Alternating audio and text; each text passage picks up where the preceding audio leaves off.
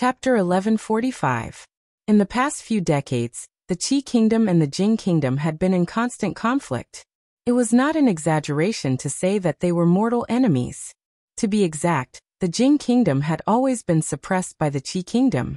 This situation had been reversed in recent years. After dozens of wars, big and small, the Qi Kingdom had been taught a lesson by the Jing Kingdom. The hatred between the two countries was rooted in the hearts of every citizen. Now the Jing Kingdom was faced with an opportunity. Li Yi only needed to think about it, and he could completely determine the future of the Qi Kingdom and the Jing Kingdom. He could even make the Qi Kingdom disappear from the history books.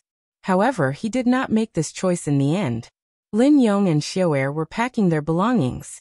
They were about to leave and return to Rui City. Li Yi sat in the courtyard. A figure came up behind him and wrapped her arms around his neck. She whispered in his ear, "Thank you." Li Yi held her hands from the front and said, "What are you thanking me for? Zhao Yi has helped the Lin family for so long. Consider this a favor to him." "Brother Li, this favor is too great. It's so great that Zhao Yi can't bear it." A voice came from outside. "Miss Lin." Zhao Yi walked in and bowed to Lin Wanru first. His salute was extremely respectful and proper. There was nothing to nitpick about. However, it was precisely because of this that his action was even more rude. He was the third prince of the Qi Kingdom. Now he was the emperor of the Qi Kingdom. It was impolite for the emperor to bow to his subjects and people. The expressions of the people beside him changed when they saw this. Only the god of fortune Qian and a white-browed monk remained calm. They knew what the third prince was bowing to, and they also knew that the lady in front of him was worthy of it. Because if it wasn't for her, the third prince wouldn't even have the chance to stand here and bow. "Greetings, third prince." Lin Wanru bowed slightly to Zhao Yi, then looked at Li Yi, turned around and walked back to her room. Li Yi gestured for him to sit down and said, "Thank you for taking care of Wanru all these years."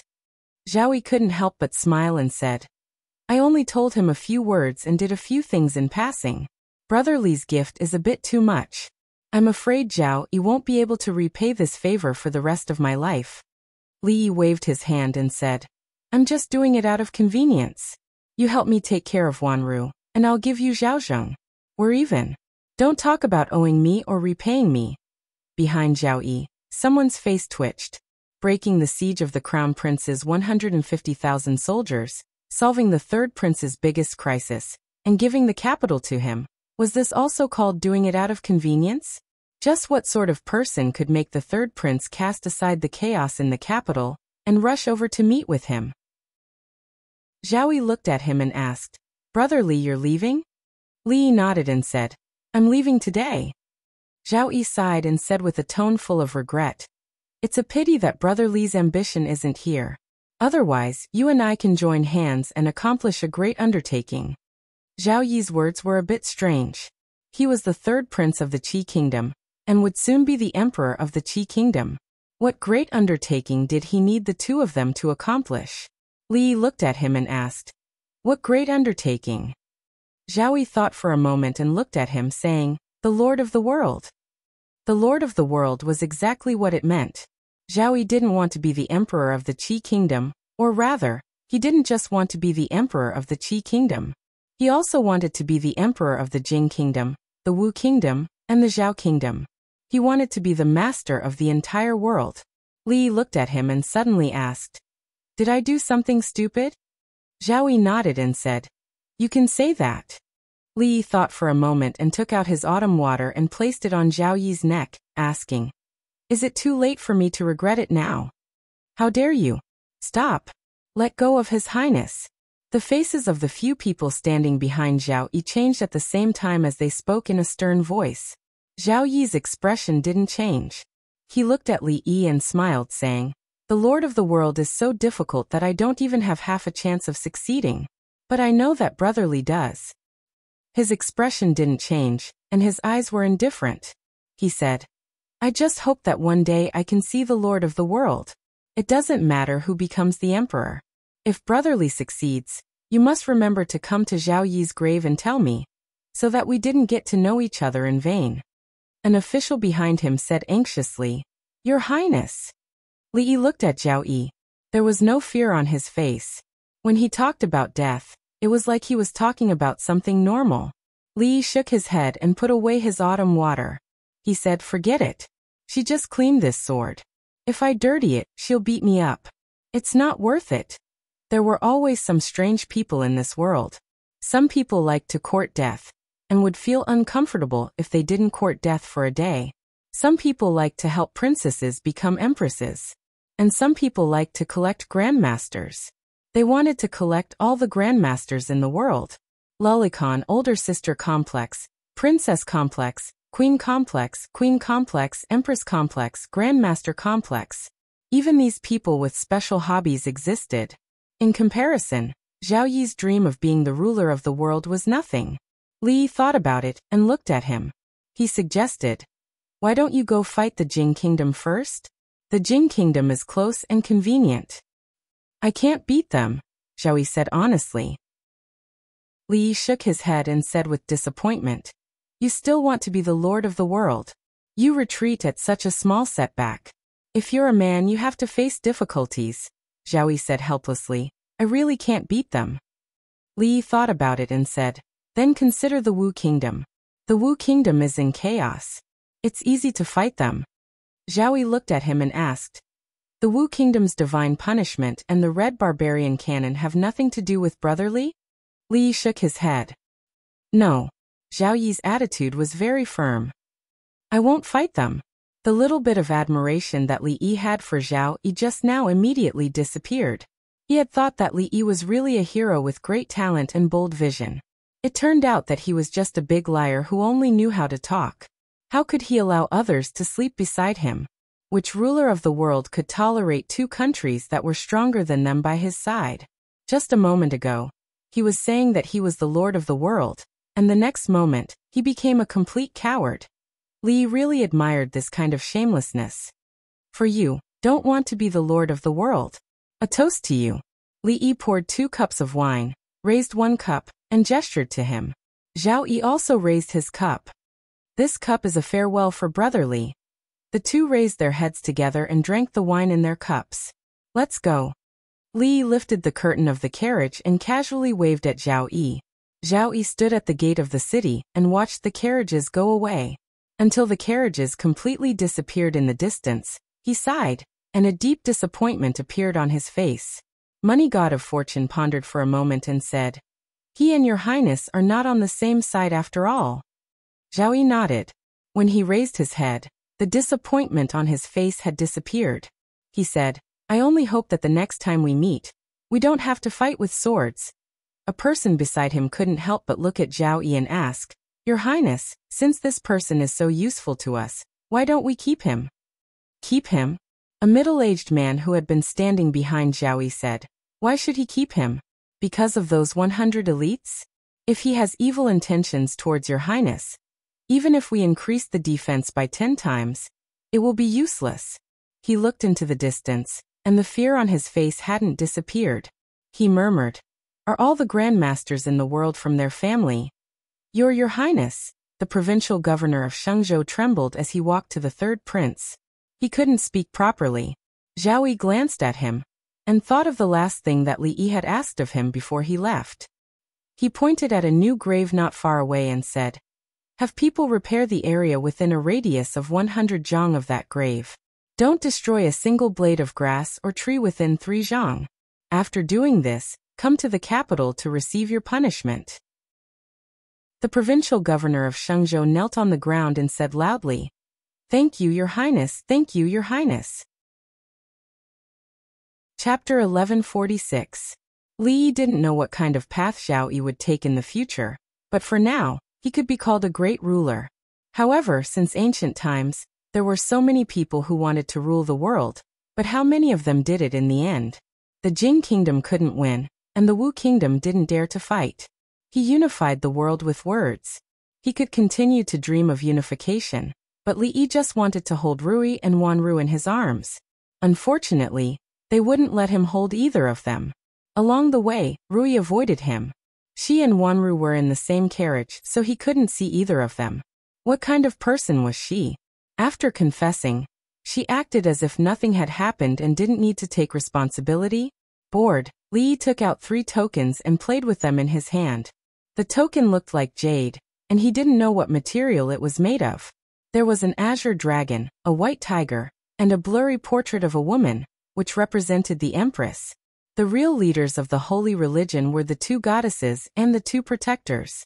Ruoqing didn't need any token to prove her identity, because her face was the proof of her identity. Therefore, the saint only had 3 tokens. Gathering all 3 of them together, even though they couldn't summon the dragon god, they had full control over the saint. This was Li Yi's goal a long time ago. However, now that he had achieved it, he didn't seem to be as happy as he imagined. Li Yi kept the 3 tokens and would give them to Ruoqing when he returned. Li Yi also asked Su Zheng to remove all the spies planted by the holy religion in the Qi kingdom, including the generals who actually held power in Jiangyi, back to Rui City. These tricks were useless in front of Zhao Yi. Since Li Yi had withdrawn the soldiers besieging the capital and stabilized his position on the throne, he disdained playing around with these things. As for his lofty dream of unifying the world, let's wait and see for now. This trip will pass by Fengzhou, so Wanru has some time to make arrangements for the Lin family.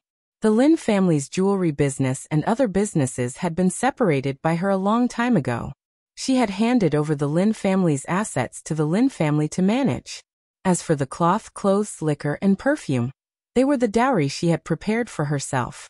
A person's energy was limited. No matter how much money he had, it was useless. After discussing with her, Li Yi decided to gradually withdraw from the market of the Qi kingdom. If the merchants of the Qi kingdom wanted to buy these goods, Rui City was a good place to do so. When she entered the house, Ruoqing did not have to be so busy. They walked and played along the way. Zhao Yi had already cleaned up all the provinces and mansions of the Qi kingdom. After the turmoil this time, the Qi kingdom's vitality was greatly damaged. It would probably take a long time to recuperate. Zhao Yi had just ascended the throne, so it would also take a long time to stabilize the situation in the court. They stayed in Fengzhou for about 5 days. After thoroughly making arrangements for the Lin family, they set off again. Rui City, Rui Ruoqing, and Zimo had already returned. They were not surprised that Wanru came back with them this time. Li Duan walked around the room. With his hands clasped behind his back, he walked up to Wanru. He opened his mouth and immediately closed it. Wanru looked at him and asked in confusion, "Duaner, what's wrong?" Li Duan asked in confusion, "Should I call her aunt or mother?" Wanru's face turned red. Rui walked to his side and said, "You'll have to call her mother in the future." Li Duan nodded, not really understanding what she meant. "Mother?" He looked up at Wanru and called out with a smile.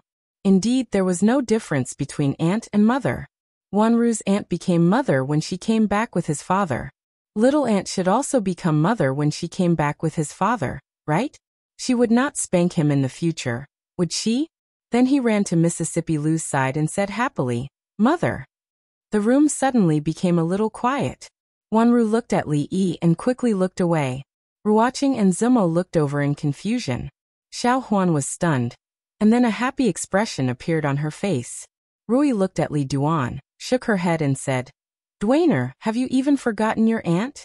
A trace of panic appeared on Mississippi Lu's face, but she quickly calmed down. She picked up Li Duan and said, "I'll go out and talk to Duaner. He will remember soon." Li Duan was spanked and ran away with his hands covering his butt. He no longer dared to call Rui mother. When only he and Rui were left in the room, Rui picked up the horsetail whisk and said, "I just thought of something when I heard you say it." When father was still alive, he mentioned it a few times. At that time, Rui was still young and may not remember. Rui sat on the bed and said, "Father said that when he was young, he went out to wander in Jianghu and once met a woman. He said that the woman was carrying something very heavy on her back. They were not the same people. And then it was left unsettled." Rui carefully put down the horsetail whisk and said, "I was not old at that time and didn't understand what father said. I didn't expect that the Taoist priest was the woman that father met back then." Rui didn't know much, and Li Yi only heard a few words, not of vigorous love and hatred. Li Yi held her hand and said, "The dead are gone. Let the past be the past." Rui nodded. Li looked out of the window for a long time, and then looked back at Rui with a serious expression. He held her hand and said, "When we were in Victory State, something happened." He decided to tell Rui about it as soon as possible. He couldn't leave this problem to Rui. Rui looked at him and asked, "You want to talk about Rui, right?" At this moment, the feeling in Li Yi's heart was hard to describe with words. He looked at Rui, and there seemed to be thousands of thoughts in his heart. He thought for a long time, opened his mouth but still didn't say anything. Rui smiled and said, "Becoming a supreme power is Rui's wish since she was young. I'm happy for her." Li shook his head and said, "I'm not talking about Rui's breakthrough." Rui looked at him and shook her head slightly. She said, "Let me finish first, husband." Li nodded. "Rui is 2 years younger than me. We grew up together. My father and mother passed away early, so I had to take care of her since she was young. I gave in to her in everything and didn't want her to suffer any grievances. But actually all along, it wasn't me who gave in to her." Rui tightened her grip on his hand and said, "Rui has been stubborn since she was young. Sometimes she doesn't even listen to her father, but she has always listened to me. I don't need to give in to her at all, because she won't fight with me for anything." At that time, father came back to buy pastries. She clearly liked them, but she always pretended that she didn't like them and left the last piece for me. Her favorite autumn water was actually left for me by father. I knew she liked it, so I didn't dare to show even a little bit of liking, because as long as I liked it, she definitely wouldn't want it. Rui held his hand even more tightly and said, "Actually all along, it was she who gave way to me." Li Yi's hand hurt a little. This was a sign that Rui had lost control of her emotions. This was the first time she had said these words to him. And it was also the first time she had lost control of her emotions. "Actually, she's more like a sister than I am." 2 streams of tears rolled down Rui's face.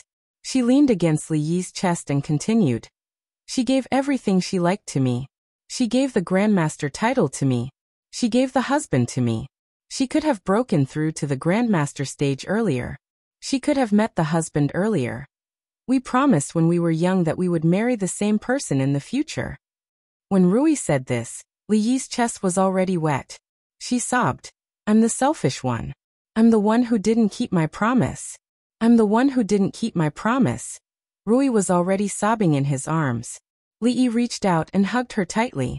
In a room across the courtyard, Mississippi Lu sat in front of the table. Although she didn't say anything, tears were already streaming down her face. Chapter 1147. Marrying the same husband was just a promise made by Rui and Rui when they were young. It didn't count. Li Yi of course wouldn't use this reason to convince Rui. They both wanted to give their best things to each other. Li Yi wasn't a good thing, and he didn't want them to give him away. Being able to marry Rui was already the luckiest thing in his life. At the same time, he also got to know Rui. The heavens had treated him badly in his previous life, but he had made up for it in this life. The heavens had treated him well, so he had to cherish it. Rui leaned on his chest. It didn't take long for him to hear her breathing. In these years, no matter how big the difficulties and obstacles were, she could calmly deal with them. Most of the time, she was even calmer than Li Yi himself. It wasn't until that moment that Li Yi realized that he had never truly understood Rui. He gently placed her on the bed and covered her with a blanket. She had just gone through a series of emotional ups and downs. She needed a good rest. Li Yi walked out of the room and came to the courtyard. He thought for a moment, then walked out of the door and into another courtyard. He walked to the door of a room in the courtyard and knocked on the door. No one answered. The door was unlatched. He pushed the door open and found that Mississippi Lu wasn't in the room. There was a piece of paper on the table with a line of words written on it. "I'm going out for a walk, no need to look for me." Her words were very elegant. She didn't stick to any kind of script. Just like her, free and easy. Rui left. She didn't say where she was going or when she would be back. Of course, Li Yi could still get news of her through Lu Meng and the brothel.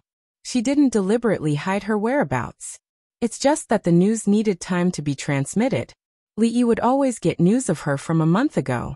It was already the 10th month of the 4th year of Jingping. In the past few months, many things had happened. Ruoqing had already taken control of the holy religion and became the one and only empress of heaven. In the Qi kingdom, Zhao Yi officially ascended the throne.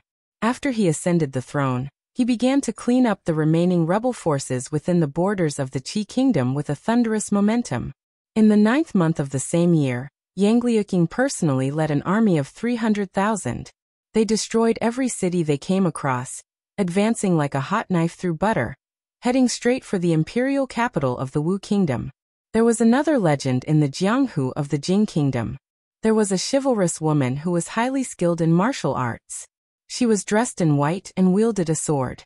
She punished the strong and eliminated the evil, sweeping away all the injustices in the world.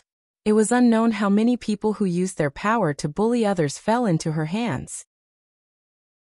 She fought the underworld and punished the corrupt officials, gaining the unanimous approval of the common people. The name of the White Fairy was unparalleled among the common people. Li Yi held Li Jin in his arms. Li Duan and Li Mu moved a small stool and sat in front of him, listening to him tell the story of the fairy in white. Li Jin was still young, so she naturally did not understand. But she still lay quietly in Li Yi's arms, blinking her big eyes and looking at him. It was in the nature of a child to play. Soon he became restless. Yongning carried him to find Ruoqing. Li Duan pulled Li Mu to the side. He, who had made great progress in his lightness skill, could not wait to show how he could jump to the top of the wall. Both the brothel and the martial arts world were under her control. Therefore, the news that the famous White Fairy in Jianghu was the current leader of the martial arts world was not widely spread.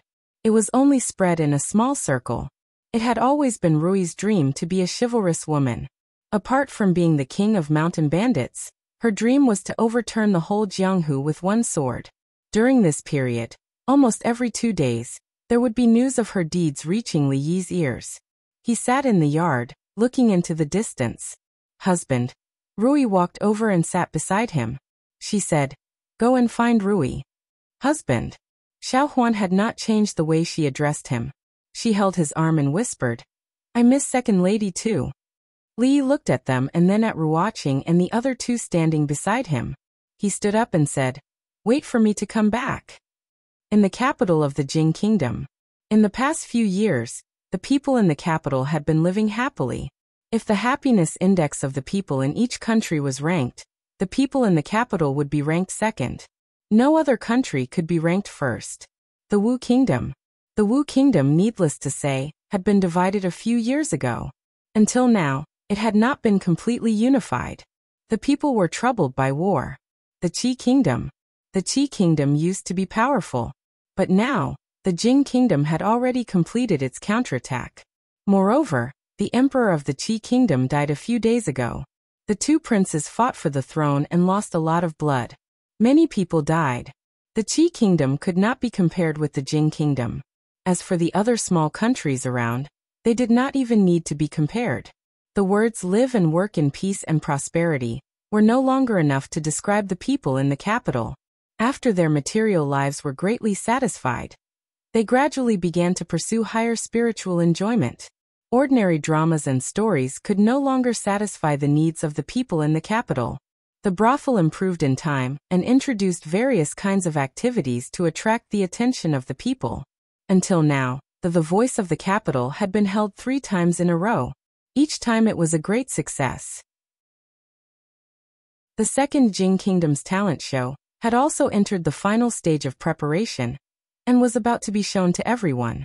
As early as a few years ago, the capital had become the largest and most prosperous city in the Jing Kingdom and the surrounding countries. In the past few years, it had been on this road without turning back, leaving the other cities far behind. In the hibiscus garden, Li Xian gave a long stretch. He looked at Li Han beside him and said, "Not bad, you handled these matters very well. However, there are still a few small flaws. You should ask my royal sister for guidance on matters of court politics." Li Han was a little hesitant. He said, "Royal brother, regarding matters of court affairs, royal brother and royal sister can handle them very well. Why do I also need to? Royal brother and royal sister can help you for a while, but can they help you for a lifetime?" Li Xian frowned and said, A man must be brave enough to take responsibility. Royal brother is doing this for your own good. Do you understand? I understand. Li Han could only nod. If he did not nod, royal brother would marry the daughter of the Wang family to him. In this way, Duan Wu would not care about him. He really did not know why royal brother wanted him to do all these things, but he could only pretend to understand. On the other side, a woman who had just finished practicing, took a bath, and changed into a new set of clothes walked into a large hall. When she saw the two people in the hall, she immediately walked forward and bowed. Ning greets Empress Dowager and mother. A woman touched her head and said, "How many times have I told you? Why is the little girl still so polite?" The woman smiled and said, "Empress, Bing Ning is not little anymore. I am no longer a little girl." "You are not little anymore." The Empress Dowager looked at her and said, "Your 18th birthday has passed so long ago. When your mother was your age, you could already run on the ground." The woman stuck out her tongue. She knew that she had said the wrong thing, and immediately shut her mouth. The Empress Dowager looked at her and said, 2 years ago is fine, but your marriage can't be delayed anymore. There are so many young talents in the capital. Is there not a single one that can catch our Bing Ning's eyes? The woman hugged her arm and said, "I just want to accompany royal sister and mother for a few more years." The Empress Dowager shook her head and said, "You are a princess. Every move you make is being watched. A princess of the royal family who is not married after 18, what will outsiders think?" The woman looked at the other woman with a pleading gaze. Every time this happened, it was the time for her mother to help her out of trouble. However, this time, Imperial concubine Yin did not help her. The Empress Dowager is right. You are not young anymore. Marriage can't be delayed anymore. She looked at Shaning and said, "Since you don't know how to choose, this matter will be decided by mother." She thought for a moment and said again, "It is not so easy to marry a princess of the royal family. Why don't we let His Majesty prepare a competition to find a husband for her?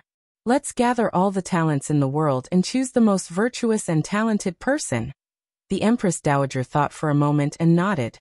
She said, "This is a good idea."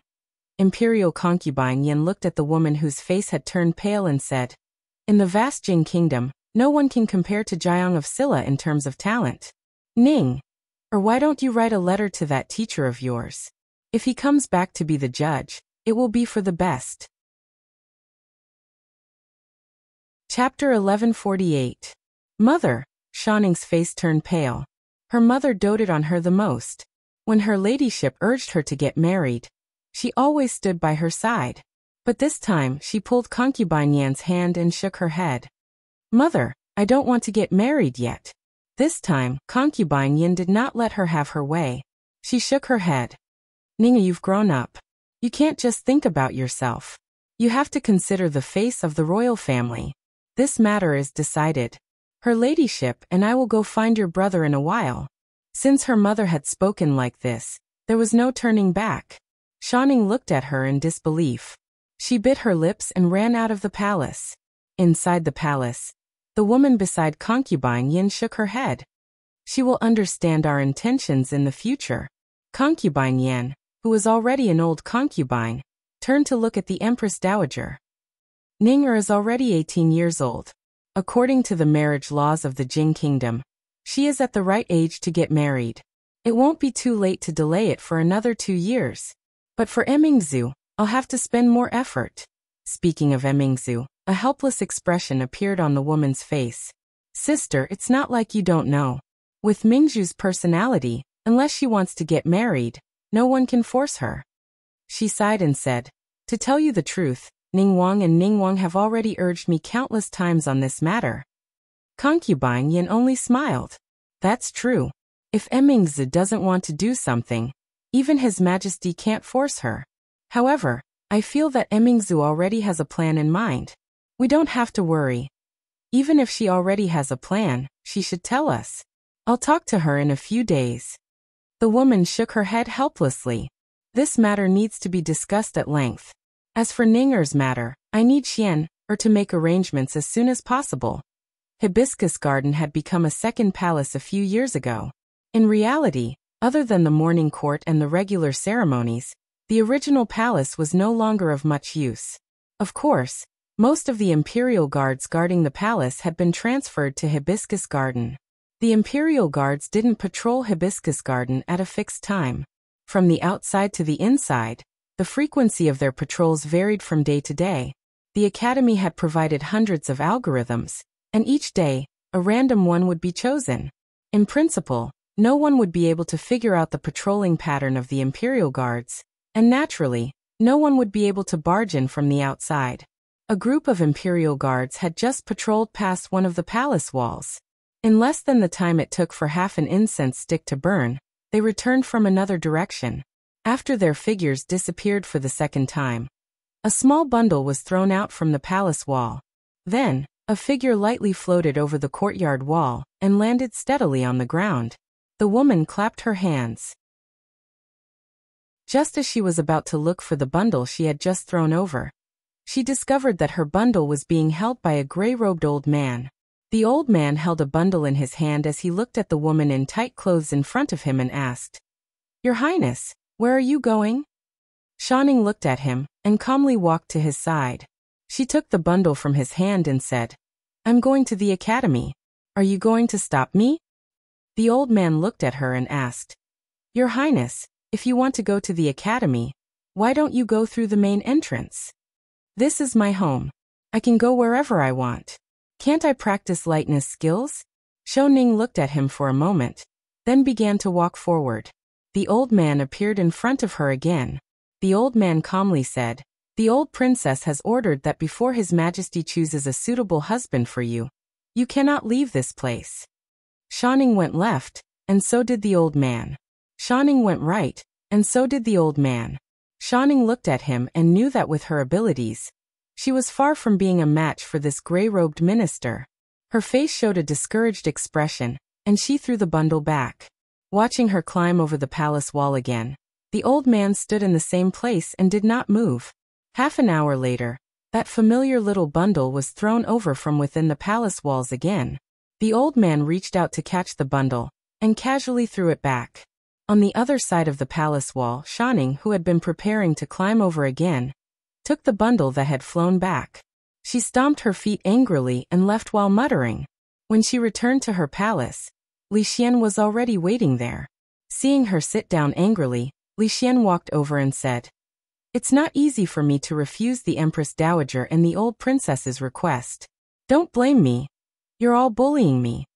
Xiaoning glanced at him and said angrily, "I'm going to write a letter to Sir. He won't let you bully me." Li Xian thought for a moment and said, "Then hurry up and write. When you're done, I'll have someone deliver it for you."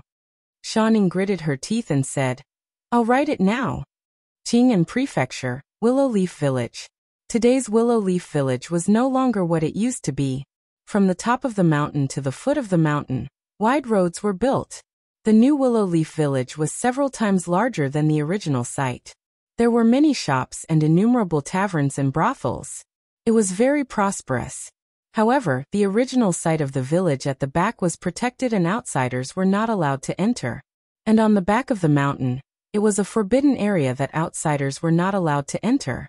In the back of the mountain, Li Yi stuck a horsetail whisk into a grave.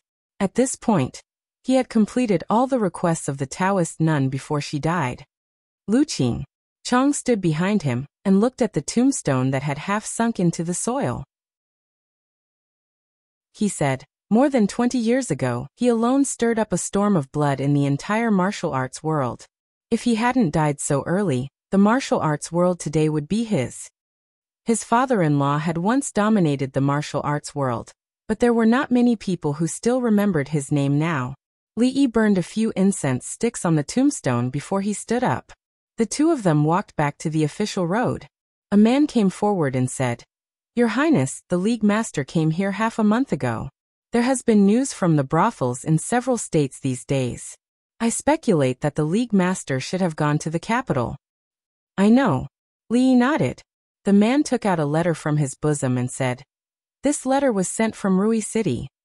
The letter was sent from Rui City, but it was written by Xiaoning. When her letter was sent to Rui City, Li Yi had already left. Rui had someone send this letter over. Li Yi opened the envelope. This letter was very short and the handwriting was a little messy, which meant that she wrote it in a hurry.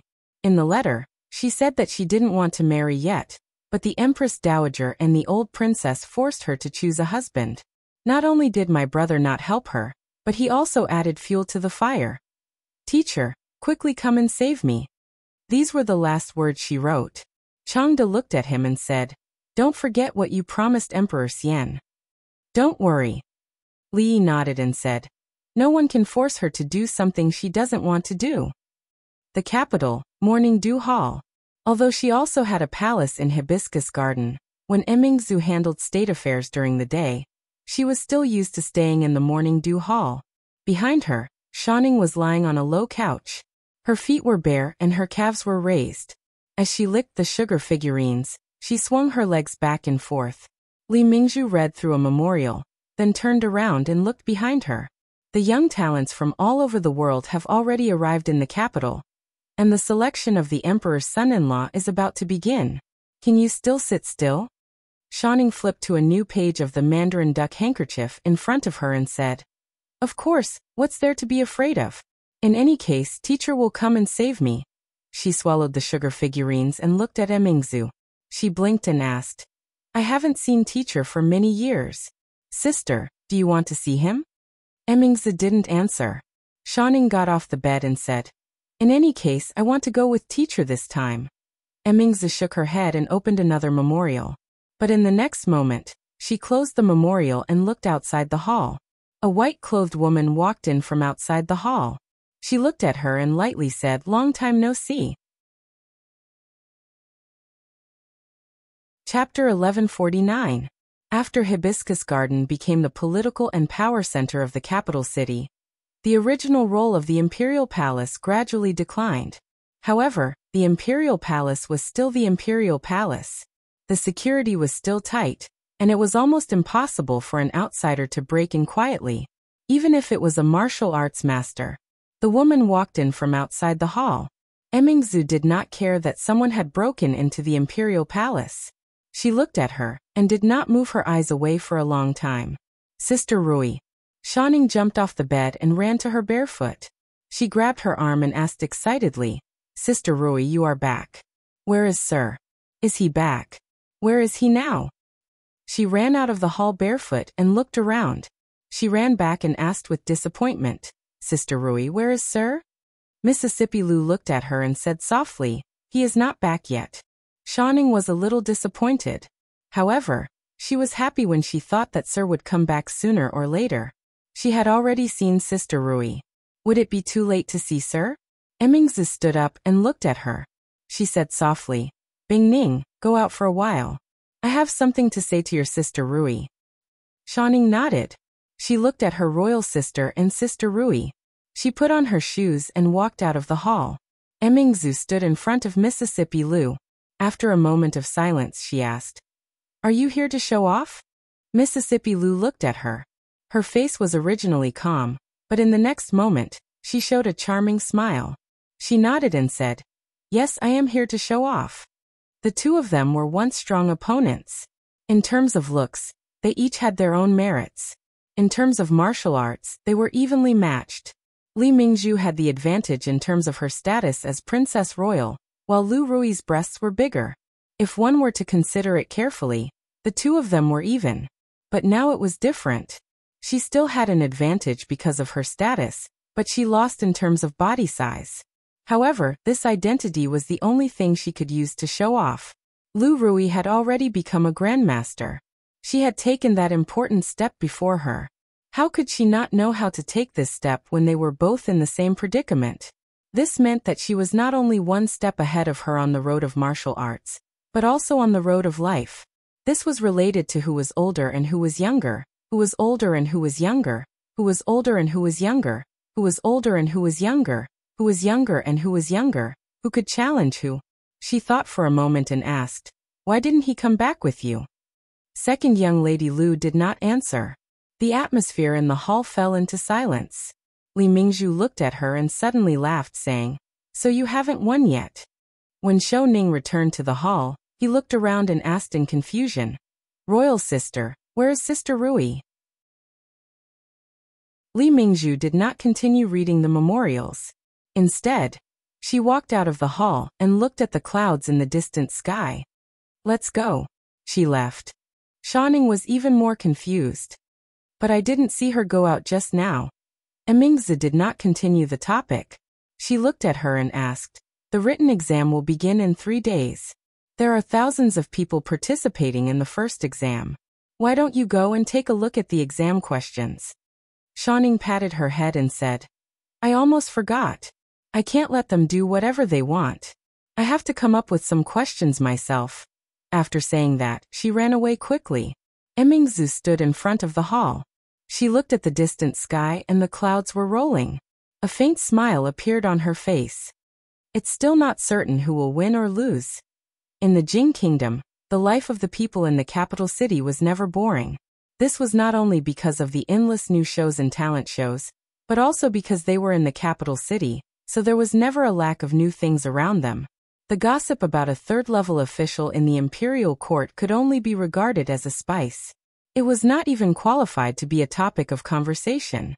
The love and hatred between Princess Royal and the mysterious Jiang of Silla had been spread among the people in several versions. There were even more versions about the story of His Majesty and Prince Jiang of Silla. In recent months, the Empress Dowager and the old princess were going to choose a husband for Princess Shanning. It became a hot topic in the capital city, and lasted for several months. Princess Shanning was definitely a legend in the capital city. Not to mention the popularity of Shanning College in the capital city, and even in the whole Jing Kingdom. Her status as the Dean of the Women's College, and the President of the Women's Union had made her second only to Princess Royal among the women in the Jing Kingdom. Princess Shanning, who was already 18 years old, was still unmarried. This was extremely rare in the royal family. Of course, Princess Royal was already 24 years old and still single. This was not only rare in the royal family, but also among the common people. However, Princess Royal was a special case in the royal family. Even the most reckless censor did not dare to mention this matter. Although the wealthy families in the capital city were not willing to marry the royal princess, Princess Shanning was an exception. Not only was she beautiful, but she was also very capable. If they could invite Princess Shanning into their family, the family's future would be just around the corner. However, the selection of the emperor's son-in-law in the entire country had completely broken the boundaries of the aristocratic families. Regardless of family background, as long as they were healthy and between 18 and 25 years old, they were qualified to participate in this competition, and had the possibility of becoming the prince consort. For most people, this was a chance to reach the sky in a single step. All the men of suitable age in the Jing Kingdom were attracted by this event, and traveled thousands of miles to the capital city. In a short period of time, the already bustling capital city was overcrowded with people. All the restaurants and inns were full. Even the villages dozens of miles away from the capital city had temporarily opened their inns. Of course, it was not that easy to become the prince consort. Who was Princess Shoning? She was one of the 2 most dazzling pearls among the princesses of the royal family. Those who wanted to marry her could walk around the capital several times, hand in hand. However, there was only one prince consort. These thousands of people had to go through an extremely cruel competition to have the last laugh. First, they had to pass the written examination. The prince consort might not be the most talented person in the world, but he could not be an idiot either. The first round of the written examination involved poetry, history, and even governance. The final ranking was based on the results. It was absolutely fair and open. In this written examination alone, more than 90% of the people would be eliminated. Only 100 people would be left for the second round of the combat examination. Princess Shanning was skilled in both literature and martial arts. Naturally, the prince consort could not only be skilled in literature. He had to be skilled in both literature and martial arts. Only then would he be worthy of the princess. In this combat examination, another 90% of the people would be eliminated. Only 10 people would be left for the final round. It was said that in this final round, not only would the Empress Dowager and the old consort participate, but even the emperor and the eldest princess would also be participating. Even if they could not become the prince consort, They would have no regrets in their lives if they could make it this far. The capital city, outside the city gate. A few silhouettes stood outside the gate. They seemed to have traveled a long way and were covered in dust. The leader was a handsome young man. He was not old and looked to be in his early 20s. Looking at the tall and majestic city walls, he stood there for a long time. His eyes showed a sense of vicissitudes and depth that did not match his age. At the city gate, a fat man who had been looking around for a long time suddenly walked up and asked with a smile, "Brother, are you also here to participate in the selection of the prince consort?" The young man looked away and looked at him. The fat man sneakily looked left and right, patted his bulging belly, and said in a low voice, "Brother, I have the questions for the first round of the written exam here. I see that you and I are fated. I'll sell you one for 10 taels of silver. How about it?" The young man looked at him and smiled. "The selection of the prince consort is a national examination. Where did you get the questions from?" The fat man looked at him, and a mysterious expression appeared on his face. He said, "If I am willing to sell it, I naturally have my ways. For 10 taels of silver, you can pass the first written examination. For 10 taels of silver, you can see Princess Shanning's beauty. Brother, are you really not going to consider it?" The young man shook his head. 10 taels. The fat man saw that he was tempted and quickly said, "Brother, if you are interested, 8 taels is fine." 8 taels. The fat man gritted his teeth and said, 6 taels, no less." The young man looked at him and thought for a moment. He said, 10 taels. Chapter 1150. As Li Yi walked down the street, he casually flipped through the leaked questions scroll that he had spent 5 copper coins to buy. The writing on it was already extremely blurred, and in some places, even the words could not be seen clearly. It was unknown how many editions had been stolen.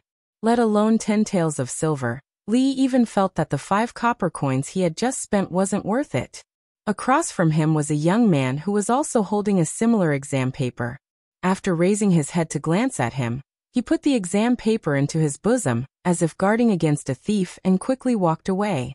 It seemed that taking advantage of the autumn wind of choosing a son-in-law, quite a few unscrupulous pirate merchants in the capital were going to make a fortune. When Li Duan left the capital, he was still young and had forgotten many of his memories. But some things had been engraved in the depths of his memory, and could not be forgotten.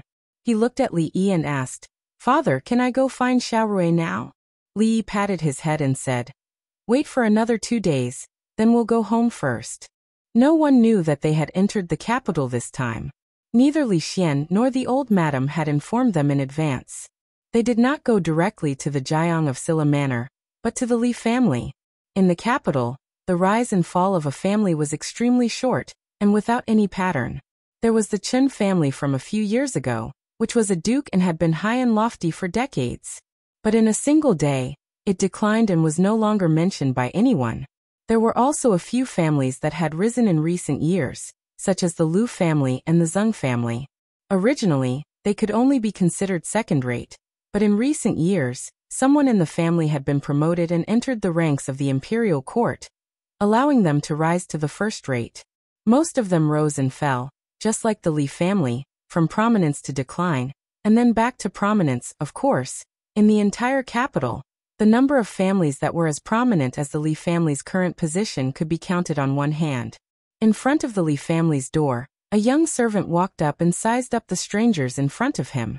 "Who are you looking for?" These people looked travel-worn. It was obvious that they had been on the road for a long time. Over the past few years, many people knew that the Li family was prominent, so there were many bad guys who came to meet them. He had to ask them clearly. Without waiting for the other party to answer, his butt was kicked, and he knelt on the ground. "Which king?" He crawled up from the ground with a furious look on his face.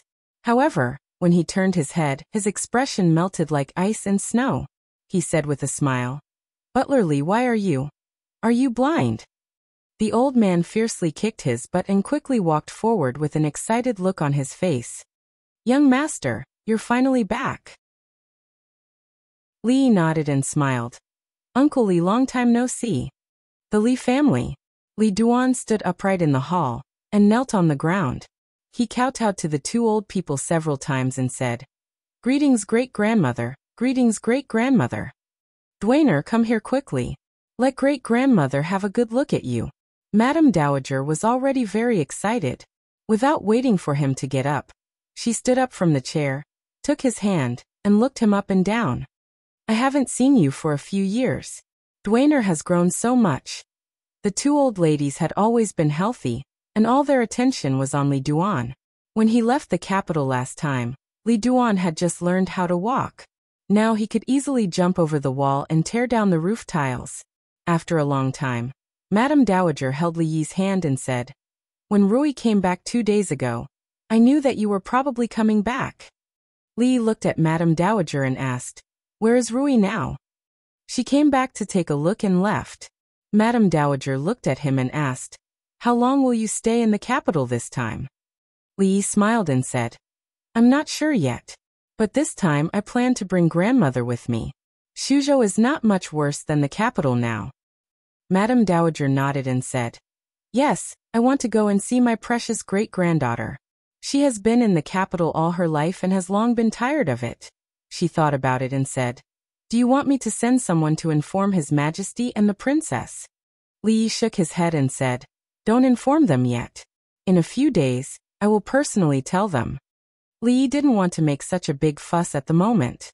Once the news of his return to the capital was announced, who knew how many people in the capital would not be able to sleep? And at this juncture, it was not suitable to announce it. The matter of the prince consort this time had already caused an uproar in the entire capital, and even the Jing kingdom. Shaning could not be married. The former emperor had said that other than herself, no one had the right to decide her affairs.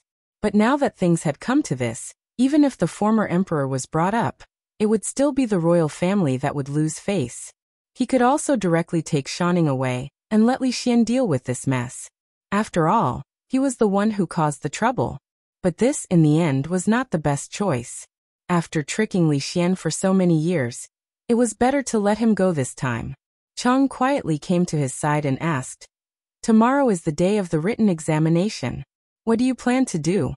Before the former emperor died, he had given him 3 orders.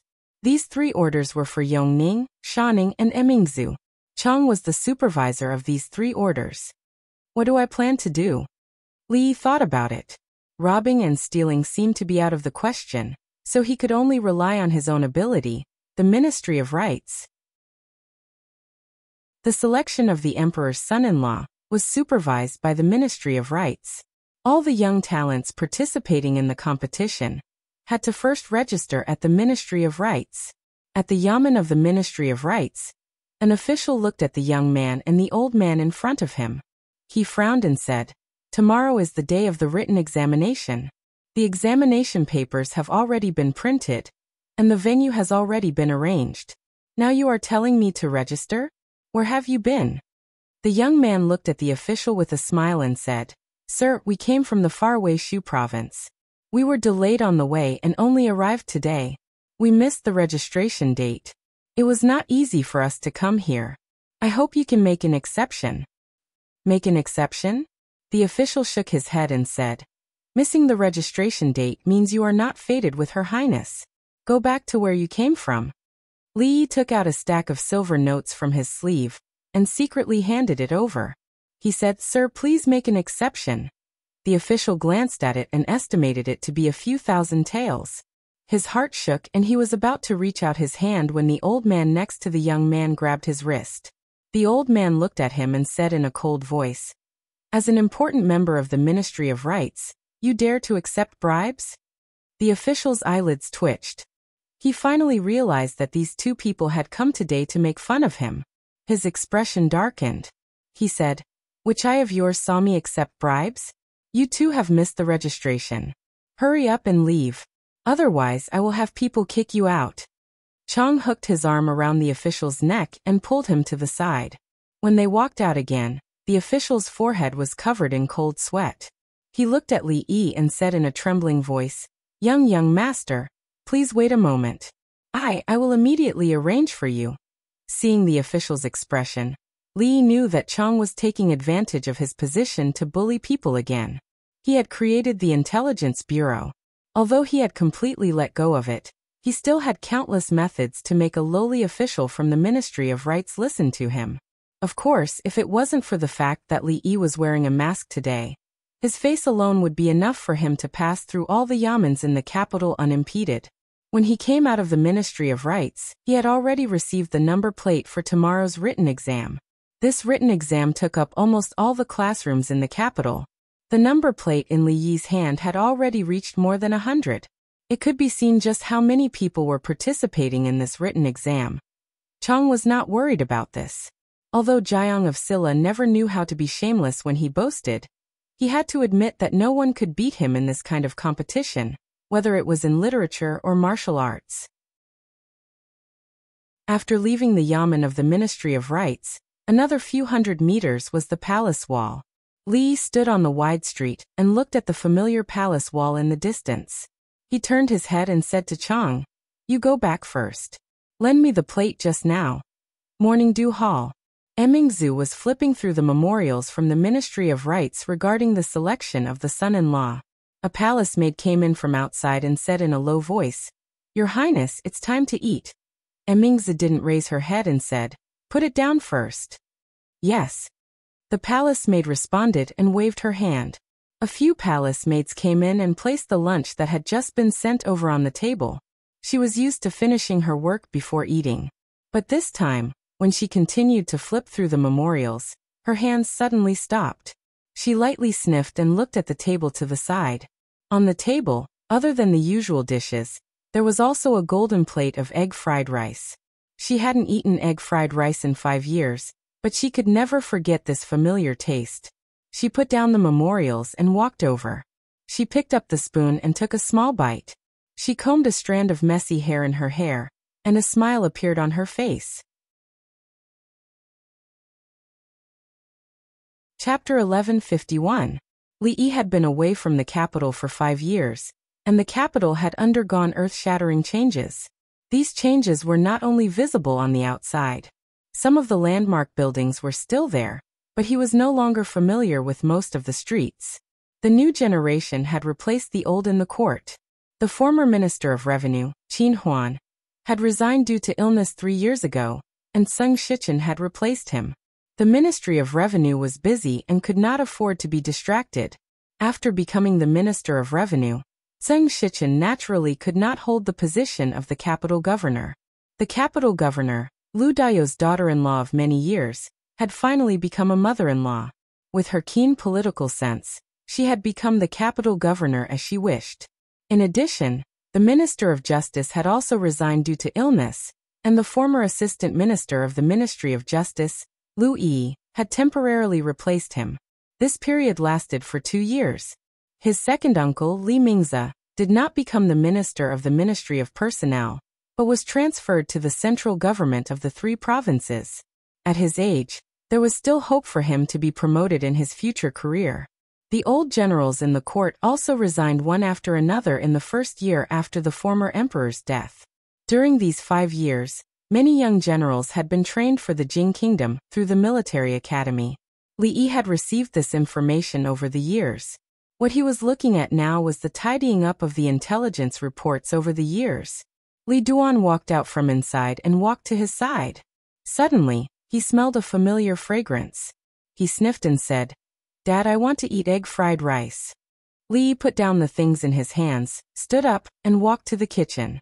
Li Duan happily followed behind and said, "Dad, can I let Xiao Rui taste your cooking in the future?" The 6-year-old Li Duan could already read. In these 2 years, he and Xiao Rui had exchanged letters.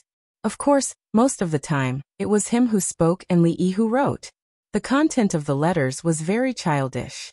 It was mostly about how much he had grown and how he could jump from the ground to the top of the wall. He also promised to show it to her when they met in the future. Li took out the steamed rice and casually asked, "Duaner, do you want Xiao Rui to be your wife in the future?" "Of course." Li Duan nodded his head vigorously and said, "We've agreed that when we grow up, I'll marry her so that we can always play together." "If that's the case." Li thought for a moment and said, "Then why don't you make your own egg fried rice for little Rui to eat? If little Rui likes to eat the rice you make, She will often come to find you. Li Duan had a pensive look on his face, as if he was considering it. After thinking for a while, he walked to Li Yi and said, "Dad, teach me how to cook." Li Yi handed him an egg and said, "Crack this egg first. If you want to capture a woman's heart, you must first capture a woman's stomach." This was a principle that Li Yi wanted to teach Li Duan. The men of the Li family could be useless in other things, but they couldn't not know how to cook. After eating his egg-fried rice, Emingzi couldn't eat other people's cooking. She couldn't leave him for the rest of her life. This was the best example. When Li Xian wanted Li Duan and little Rui to be betrothed, he didn't agree. However, the two children grew up together. If they really liked each other, he wouldn't stop them. If Li Xian made similar requests in the future, he could consider agreeing first. After all, Li Xian was very experienced in giving birth to daughters. He had already given birth to 3 daughters in succession. 4th year of Jingping, 5th of November. Today was the first day of Princess Shaning's husband's selection. Li Yi was wearing the mask that Su Zheng had prepared for him. When he walked out of the door, he saw 2 people coming in from outside. The 17-year-old Duan, who had already become slender and elegant. She was no longer the plain girl he first met. Li Han was also not as fat as before. The genes of the Li Xian family were very good. Among the princes and princesses, none of them were ugly. The 17-year-old Li Han's childishness had long faded. He was a graceful and beautiful young man. However, the beautiful young man looked anxious at the moment. As he chased after the girl in front of him, he explained, "Duan Wu, believe me, I really have nothing to do with that sister of the Wang family. She just treats me as a brother." "She treats you as a brother or something else? What does it have to do with me?" Duan Wu glanced at him and walked into the house. When she saw Li Yi coming out from inside, a happy expression appeared on her face. She hurried over, but stopped halfway. Only then did she remember that the news of her brother's return couldn't be told to anyone. Li Yi rubbed her head and realized that the girl now was no longer the little girl from before. As soon as he let go of his hand, a voice came to his ears. Li Han stood in front of Duan Wu and looked at Li Yi. He said with vigilance, "Who are you?" Duan Wu came out from behind him and said with dissatisfaction, "Li Han, what are you doing?" Li Yi looked at him and asked, "Do you like my sister?" Duan Wu blushed and twisted her hands together. She whispered, "Brother." Li Han was startled and asked, "You are Duan Wu's brother?" Li Yi nodded his head and said, "Although you are Prince Jin, if you want to pursue my sister, you still have to pass through me first." Although Li Han didn't know where Duan Wu's brother came from, at this time of course he couldn't be weak. He straightened his chest and asked, "What do you want me to pass?" "I recently encountered a difficult problem in mathematics. As long as you can solve it, I will allow you to pursue my sister." Li Han almost laughed in his heart. It seemed that Duan Wu's brother still didn't know that he was the dean of the mathematics school. In the whole capital, the whole Jing kingdom, and the whole world, who was he afraid of? He was afraid of one person, but that person wasn't in the capital. He wasn't here, so the field of mathematics was his, Li Han's world. He looked at Li Yi and said with a smile, "What is the problem? Tell me." "It's very simple. You just need to help me prove that any even number greater than 2 can be written as the sum of 2 prime numbers." Li Yi looked at him and said, "I still have some things to do. When this problem is proven, come back here to find me." After Li Yi finished speaking, he turned around and walked out. If he delayed any longer, he would miss the first written exam. There were a lot of people participating in this written exam. Just the exam venue alone, there were more than 100, and it involved more than 10 academies in the capital. Coincidentally, Li Yi's exam venue was Shanning Academy. This was the academy that he had given to Shanning many years ago. He entered the academy, took out his token, found the classroom, and walked in. The exam had not started yet. There were about 40 to 50 people in the exam venue. They were all sitting at their desks, looking straight ahead, quietly waiting for the exam to start. "Brother, do you want the latest version of the secret prediction scroll?" Not long after Li Yi sat down, he suddenly heard a voice. He turned his head and saw a fat man. The fat man saw him and exclaimed, "It's you." Li Yi had a deep impression of this fat man. This was because when he first arrived in the capital, before he even stepped through the city gates, he was sold a set of leaked secret scrolls. The fat man had an even deeper impression of him. The person in front of him was the only one who bought a secret scroll that was worth 10 taels of silver from him for 5 copper coins. Li looked at him and asked, "What? There's a new secret prediction scroll." This fat man was also a talent. He could actually sneak into the exam venue and sell fake exam papers to the examinees. He realized that all the fat men he knew were good at doing business. Li looked at him and said, "Same rules, one price, 5 copper coins." The fat man looked at him and silently walked to the front of an examinee. He asked in a low voice, "Brother, the latest version of the secret prediction scroll is sold cheaply for 10 taels of silver. Do you want it?" That person turned his head to look at him and said in surprise, "There really is a secret prediction scroll? Really?" This fatty clearly had a nimble tongue. He was extremely eloquent, and his tongue was like a lotus flower. After circling around the exam hall, his bulging belly actually reduced a bit. He walked in front of Li Yi again, and pulled out a test paper from his belly. He said, "This is the last one. 5 words it is." Li Yi touched the cuffs of his waist and looked at him.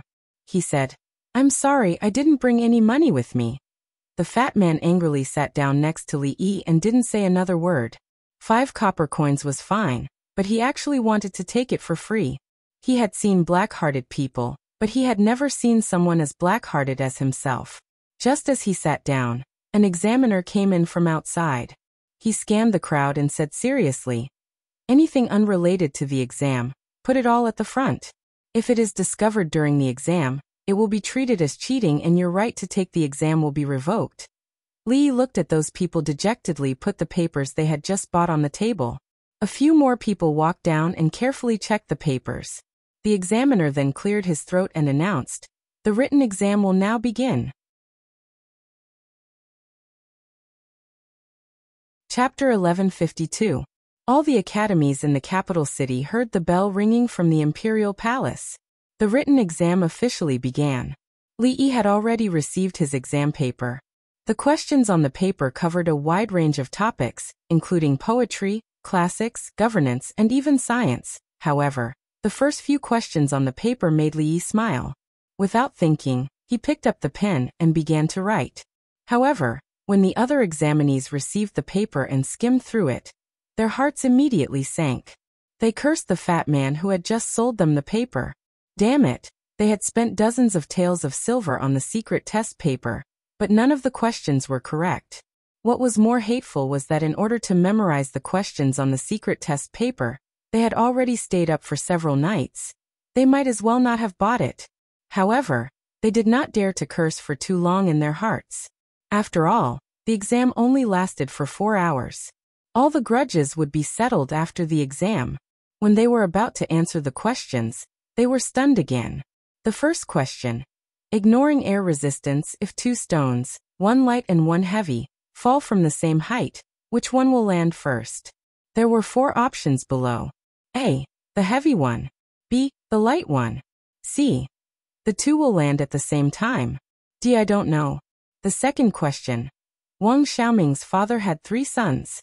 The eldest son was called Da Mao, the second son was called Mao. And what was the third son's name? There were 4 options below as well. A. San Mao. B. 4 Mao. C. 50. D. Wang Xiaoming. The third question was very simple. There was only one sentence. How many plum trees were planted in Hibiscus Garden? The first question was needless to say. 2 stones fell at the same time. This was verified by the emperor himself, so they could not get it wrong. The second question seemed inexplicable, but it was actually a math question. The eldest son was called Da Mao, the second son was called Mao, and the third son was definitely called San Mao.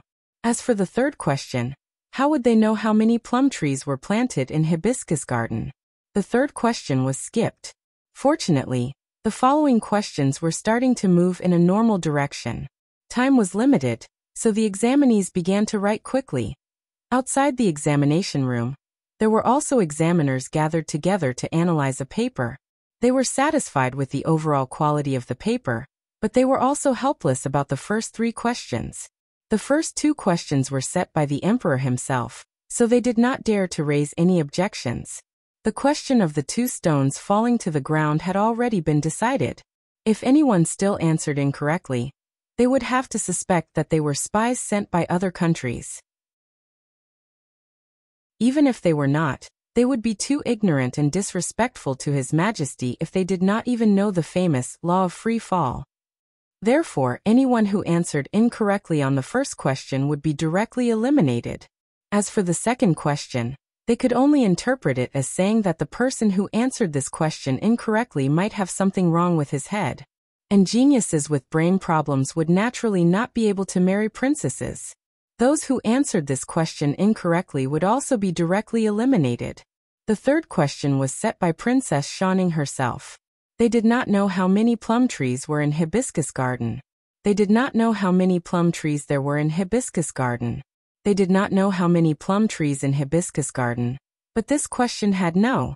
If one answered the first two questions correctly, he would be able to proceed to the combat test directly, no matter how he answered the rest of the questions correctly. If they were, and would they would palace, academy and would, emperor would, and wooden dynasty. There was an 80% chance that he would eliminate the person who answered the question incorrectly. As for the third question, there was no doubt that it was set by Xiaoning. In her previous letters, she had said that she had given each of the 36 plum trees in Hibiscus Garden a name. She had already been very restrained by not asking these people what the 10th plum tree was called. He spaced out for a while, then continued to answer. Not far from him, the fat man bit the shaft of his pen, lost in thought. He didn't take the exam to marry the princess, but to make money by selling fake exam papers. Therefore, he did not intend to answer. However, if he handed in a blank paper, would he be arrested for disrespecting the princess? He couldn't take this risk, but he also couldn't answer too well. If he passed the written exam, he would definitely be beaten to death by those who had spent a lot of money to buy his exam papers. To be safe, he would only answer the first three questions. He picked up his pen and looked at the first question. Ignoring air resistance, if two stones, one light and one heavy, fell from the same height, which one would land first? There was no need to choose. It must be the heavy one. However, to be safe, he still intended to choose the wrong one. Choosing the heavy one was right, but choosing the light one seemed to be a bit too stupid. He didn't know if it was a bit too perfunctory, so he just randomly chose the one that landed at the same time. After choosing the C option, he continued to look at the next question. Wang Xiaoming's father had 3 sons. The eldest son was called Da Mao, the second son was called Mao, and what was the third son's name? He was a bit suspicious of the intention of the person who came up with the questions. 2 consecutive free marks questions would not be able to pull everyone apart. The eldest son was called Da Mao, the second son was called Mao, and the third son was definitely called San Mao. The one who chose 45 was because he had never studied mathematics. To be safe, he still had to answer this question incorrectly. Well, he would choose Wang Xiaoming. When he saw the third question, he finally frowned. How would he know how many plum trees there were in Hibiscus Garden? When he was about to fill in a random number, he turned to look at the stingy guy beside him, and happened to see his answer. 36. He wrote 36 on the bar, then got up, handed in his paper, and left the examination room. If he left late, he was afraid that he would be surrounded outside and beaten to death. In less than the time it took to drink a cup of tea, some people handed in their papers early and left the examination room, causing a commotion in the examination room. Li Yi was not disturbed. Although most of these questions relied on memory and could be solved by cheating, it still took a lot of time to finish all the questions. 2 hours later, the bell rang again, and all the examination rooms in the capital handed in their papers at the same time. Everyone walked out of the examination room, some frowning, and some high-spirited. Hey, I didn't finish. I almost finished it. Who knows how many plum trees there are in Hibiscus Garden? What about the fat guy who sold the papers?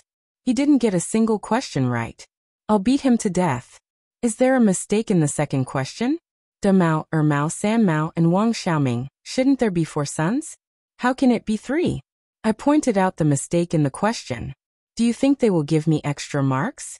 The imperial court placed great importance on the theory examination this time. After the examination ended, the imperial army would immediately transport all the examination papers to the palace. There would be nearly 100 teachers from the academy who would finish grading all the examination papers within a day. According to the rankings, the 100 talents who would enter the wushu examination would be selected. In Hibiscus Garden, Shouning looked at his imperial mother and said with dissatisfaction, "It's clearly me choosing the emperor's son-in-law, but I can only come up with half a question. Even imperial brother can come up with 2 questions. This is not fair." Concubine Yin looked at her and said, "If you didn't ask them what the name of the 10th plum tree in Hibiscus Garden is, you could also give 2 more questions." A eunuch came in with a tray and said respectfully, "Concubine Yin, all the papers have been marked. The papers of the top 100 are all here." Concubine Yin took out a paper and frowned. Looking at the blank paper, she asked, "What's going on?" The eunuch bowed and said, "Concubine Yin, although this person only answered 3 questions, he is one of the 2 who answered the first 3 questions correctly. According to the rules, he can enter the wushu examination directly." Concubine Yin thought for a while and asked, "Who is the other person?" "The other person is the only one who answered all the questions and got full marks." The eunuch said respectfully, "He is the first in this written examination." "What's his name?" "Muzi." "Muzi." Shouning took a deep breath and walked over. She said, "Where is his paper? Show it to me." The eunuch handed her the paper at the top. She took the paper but didn't open it immediately. She even looked away. After taking another deep breath, she slowly opened it. After a long time, she closed the paper and put it back gently. She covered her face and pinched it. Suddenly, she looked at Concubine Yin and asked, "Mother, have I gained weight recently?" Concubine Yin nodded and said, "I told you to eat less." Ah! She was shocked. She quickly ran to her room and stood in front of the mirror. She pulled her elastic face and said in distress, "I've really gained weight. What should I do? What should I do?" After being distressed for a while, a smile appeared on her face again. She threw herself on the bed and rolled around while giggling. As she giggled, she quickly sat up and tidied her clothes and hair. She stood in front of the mirror and smiled like a lady. It was only a day before the written examination. On the high palace wall, there was a huge red list. This was the list of 100 people who passed the written examination and entered the wushu examination. There were thousands of people who participated in the written examination. In the end, there were only 100 people left. Most people just came to take a look and left with a sigh. Naturally, there were also those who were on the list. They stood under the list with a face full of surprise and didn't want to leave for a long time. This Muzi is a beast. He even got full marks for that kind of paper. It's not just that. I heard that even Prime Minister Shen and a few officials in the court were full of praise for his political analysis. They said that most of the officials in the court can't compare to him. Also, that poem of his has spread like wildfire in the imperial court. Some people even say that his attainments in poetry are on par with King Jing's. Luckily, there's still the wushu examination. When the time comes, we must unite and get rid of him first. Who is that Peng Er? He's actually ranked 2nd. I've never heard of him before. The capital is really full of hidden talents. Under the imperial list, there was a lot of noise. Some people made it onto the list and laughed wildly. Some people failed, crying and snot. In a corner of the crowd, a fat man looked at the name on the imperial list. His face was ashen and his body was shaking like a sieve. His lips trembled and he couldn't help but mumble, "It's shady, shady, shady." Chapter 1153. After the written test, the combat test would be held 7 days later. For 5 consecutive days, Li did not see Li Han even once. According to Duan Wu, Li Han had locked himself in the mathematics school and had not come out for 5 whole days. Prove that any even number greater than 2 can be written as the sum of 2 prime numbers. This question seemed to only have 1 line of words, but it had troubled the mathematics world for nearly 300 years. This was the world's most famous problem, Goldbach's conjecture, codenamed 1 plus 1 is equal to 2. Back then, even Euler, who was known as the greatest mathematician on Earth, could not prove it. Then, this problem caused the mathematics world to study for nearly 300 years. Until the day Li Yi went to the library to freeload, no one had proved it. If Li Han really proved this proposition, Li Yi would worship him and offer him at least 3 sticks of incense every day. It was good for a young man to be confident, but he must not be arrogant. Li Han was very smart, but he had a big weakness. If he did not encounter a setback for a long time, he would become arrogant. After 5 years, if he did not wake up, he would become arrogant. He would not know that there was always someone better than him, and each question would be more difficult than the previous one. Duanwu grabbed his arm and whispered, "Brother, he has been working hard these few days. Don't make it difficult for him." Li nodded and said, Okay. I won't make it difficult for him. Our little Duanwu also knows how to care about him." Looking at Duanwu's red face, Li thought that Li Han had grown up these few years. He was no longer the silly little fatty, who only knew how to do math. "Aunt Duanwu, I'm here to play with you." A crisp voice rang in Li Yi's ears. Then a young girl of about 5 or 6 years old ran in from outside. She looked like she was carved from jade. Li Han followed behind her. His eyes were sunken and he looked exhausted. Li Han looked up and stammered, Little Rue came to play with you. I have to look after her." Li Yi still remembered that when they left the capital, Xiao Rue was just like Li Duan, swaying as she walked. When he looked at the little girl at the door again, he couldn't help but feel a little unreal. In the blink of an eye, she had already grown so big. She said that she was here to play with Duanwu, but in fact, she only stood at the door for a while before running out. It seemed like Li Han's tricks were deeper than he had imagined. Even such a young child was treated as his wingman. Li Han walked over and pursed his lips. He looked at Li Yi and said, "Then that question, I can't prove it. What should I do?" Li Yi shook his head. "I don't know either." Li Han stared at him with widened eyes. You don't know?" He thought that the reason he said he didn't know was to test him, but he didn't expect that he really didn't know. Could it be that he had spent the past few days studying an unsolvable question without sleep or food? In this world, not every question has an answer. Li Yi looked at him and said, "Don't think that there is no problem in the world that you can't solve just because you have studied mathematics for a few years. Mathematics is far from as simple as you think." How familiar were these words? How familiar was this scene? Li Han looked at the person in front of him, and suddenly felt his legs turn to jelly. The same tone, the same words. If it wasn't for the fact that he had never seen this distant cousin of Duanwu before, he would have thought that it was Sir standing in front of him again. He lowered his head and said with a trembling voice, I know. Young master, come down quickly. Young master, be careful. Young master, it's dangerous. A few maids from the Li family stood under the tree and raised their heads. Their faces were full of worry, and even their faces were a little pale from fright. "It's okay, it's not high at all." Li Duan looked down and waved his hand. He threw down the kuju from a branch and said, "Go and play. If you kick the tree again, come and call me." He jumped down from the tree and clapped his hands. When he turned around, he found a little girl standing under the porch looking at him. "Who are you? Why have I never seen you before?" The first to speak was the little girl. She saw Li Duan jump down from such a high tree. She was shocked at first, but when she saw him land steadily, she was surprised and envious. Li Duan looked at her and said strangely, "I have never seen you before either."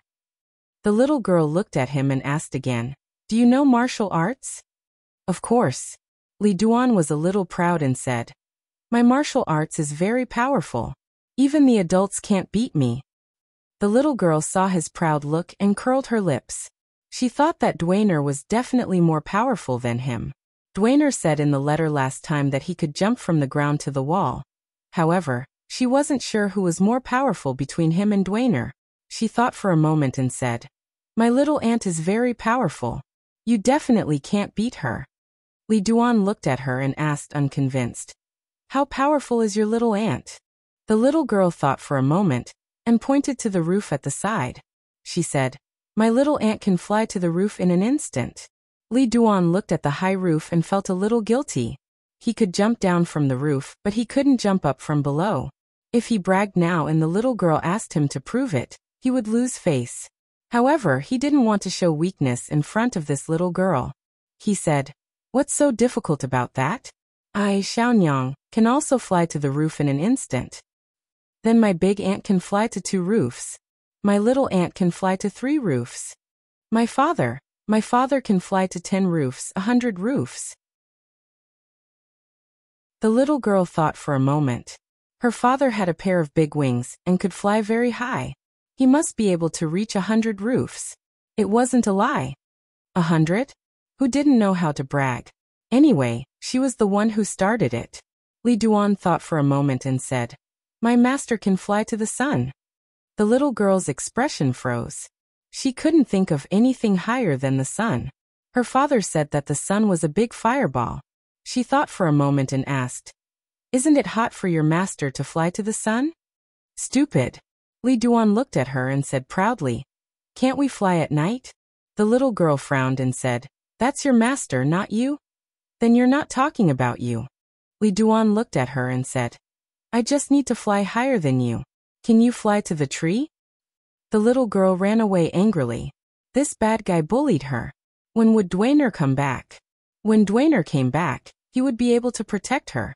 Li Duan curled his lips. This little girl liked to boast so much at such a young age. When she grew up, she would definitely be a big talker. Little Rue was the best. Her father said that in 2 days, she could go find little Rue. He hadn't seen little Rue for a long time. He wondered what she looked like now. He ran to his room and confirmed with Li Yi that he would see little Rue in 2 days. Only then did he relax. However, he didn't know if his nose was bad these days. Why did he always smell the smell of egg fried rice on his father's body? Several days had passed since Princess Xiaoning's written examination to choose her husband. Tomorrow was the day of the martial examination. The location of the martial examination was in Hibiscus Garden. Early the next morning, other than Princess Xiaoning, the Empress Dowager, the old consort, the current emperor, the empress, the noble consort, and the regent, the eldest princess, would all appear. Of course, at that time, the civil and military officials of the court and the nobles of the capital would all enter to observe. This was the largest event in the capital at the end of the 4th year of Jingping. In Hibiscus Garden, Xiaoning looked at the clothes on the bed and said in distress, "What should I wear tomorrow?" Yan Fei stood behind her and gently knocked her on the head. "After they finish competing tomorrow, you will have to personally go on stage. You can't wear any of these clothes." Hearing this, Xiaoning threw herself onto the bed again and muttered, "Then I won't be pretty." What won't you be pretty in?" Yan Fei pinched her face and said, "Go borrow a set of clothes from your sister. You can wear her old training clothes tomorrow." Xiaoning climbed up from the bed and said, Since I can't win tomorrow, I might as well wear something nice." Morning Dew Palace. In front of Emingzu was a plate of egg fried rice. The catering bureau hadn't made egg fried rice in 5 years, but these days, every time it was lunch, a plate would be placed in front of her. A female official walked in from outside and bowed. "Your Highness, everything has been arranged." Emingzu nodded. "I understand." The female official hesitated for a moment and asked, "But Princess, tomorrow with His Majesty and the Empress Dowager, what should we do?" "I have my own arrangements," Emingzu said. She picked up a spoon and began to eat. "Yes." The female official nodded and slowly retreated. Somewhere in the capital, a fatty was carrying a bulging bag. When he sneaked out of his house, he was stopped by a group of imperial guards. This fatty, who had answered the first 3 questions correctly, had been specially instructed by his superiors not to make any mistakes. The imperial guard looked at him and asked, "Young Master Peng, tomorrow is the day of the combat examination. Where are you going?" The fatty's bag fell to the ground and his face instantly turned pale. He hugged the imperial guard's leg and cried, "I deserve to die. I'm not human. I won't sell fake goods anymore. Let me go, let me go."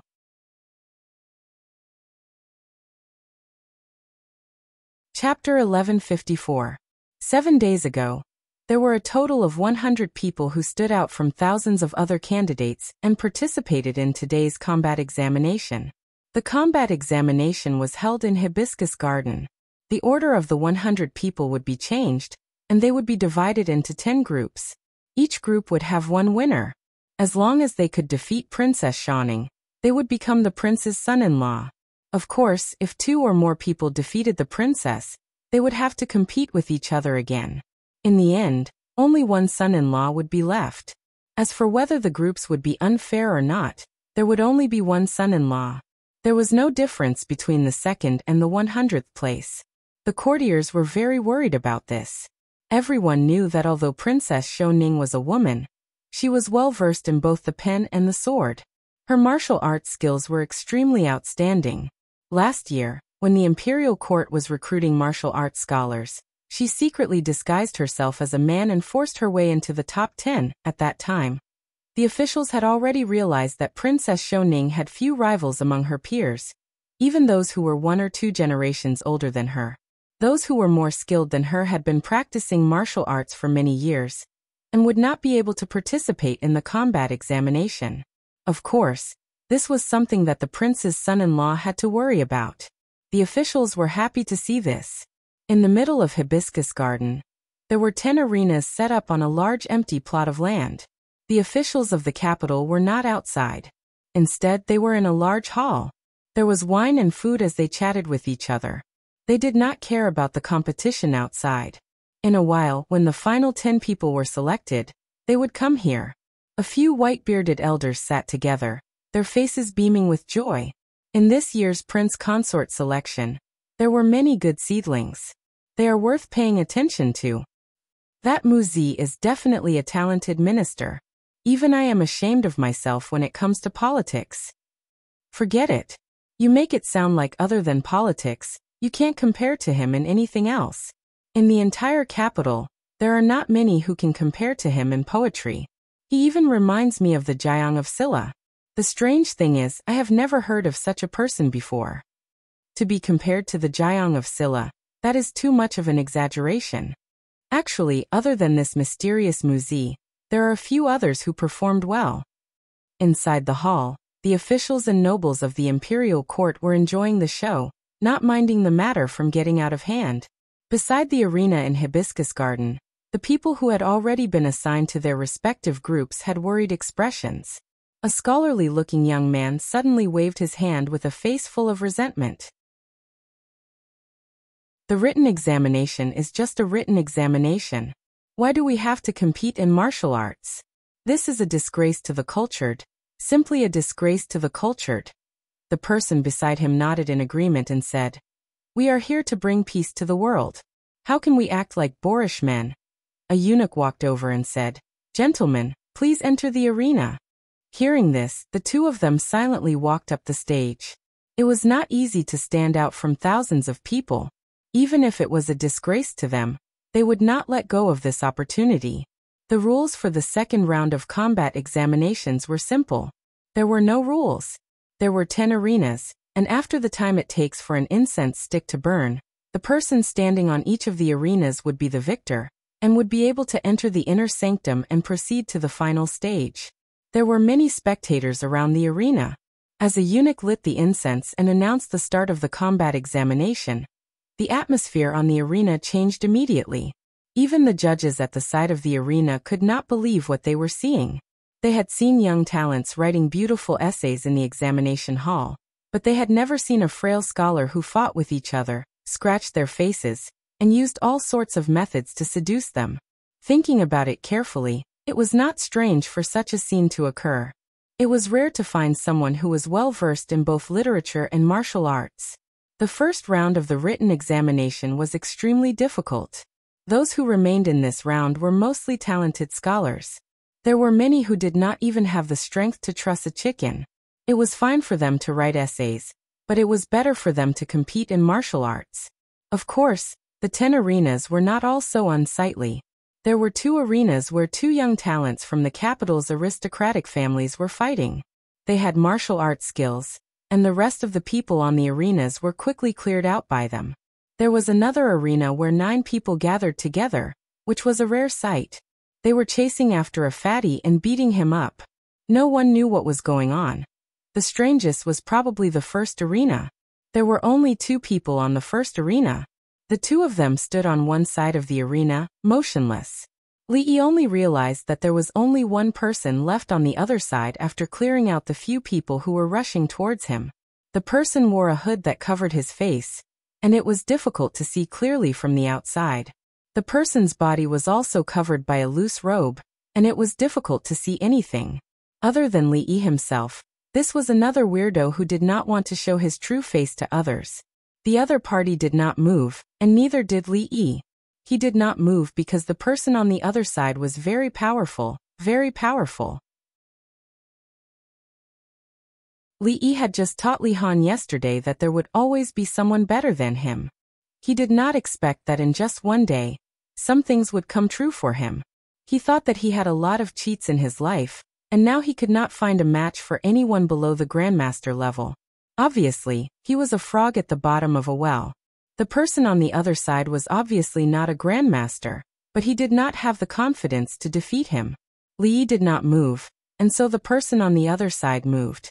He was very fast, and there was even a residual shadow in front of Li Yi. Li Yi's figure swayed and disappeared on the spot. At the same time, the person's figure appeared where he was just a moment ago. Li Yi suddenly smelled a familiar fragrance. It was not the fragrance of perfume. It was the fragrance of Emingzu. Emingzu.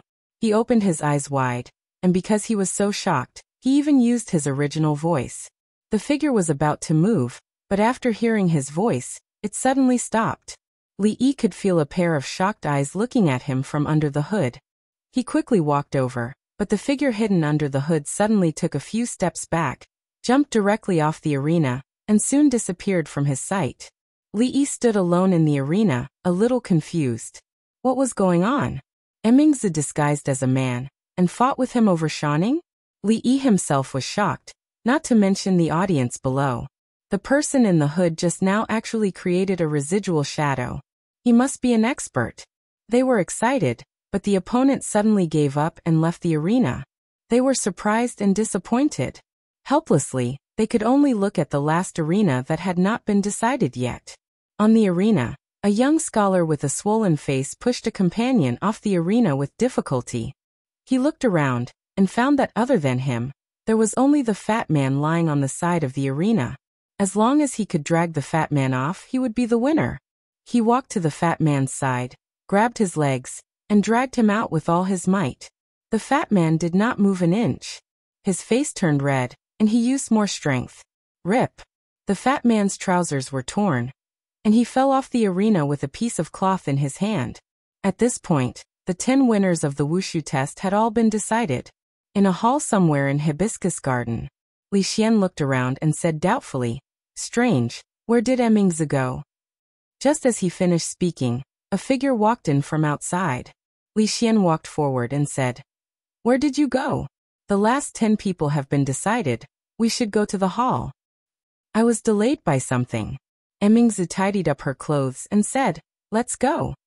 The Empress Dowager has arrived. The Imperial Concubine has arrived. His Majesty has arrived. The eldest princess has arrived. Princess Shanning has arrived." In the hall, hearing the eunuch's sharp and thin voice, many of the officials and nobles bowed to pay their respects. "Dispense with the formalities." The Empress Dowager looked below and said, "Summon the 10 young talents into the hall." A trace of doubt appeared on Li Xian's face and he muttered, "It's already this time. That guy still hasn't appeared." Emingzi looked out of the hall, and then retracted her gaze and did not speak. Shanning sat on her seat, and her body was straight. She looked out of the hall without blinking, and her hands were tightly holding onto the hem of her dress. Under the lead of a eunuch, 9 people walked into the hall.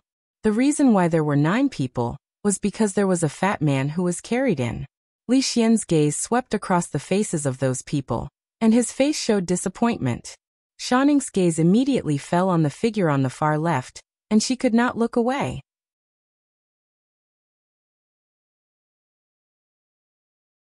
Chapter 1155.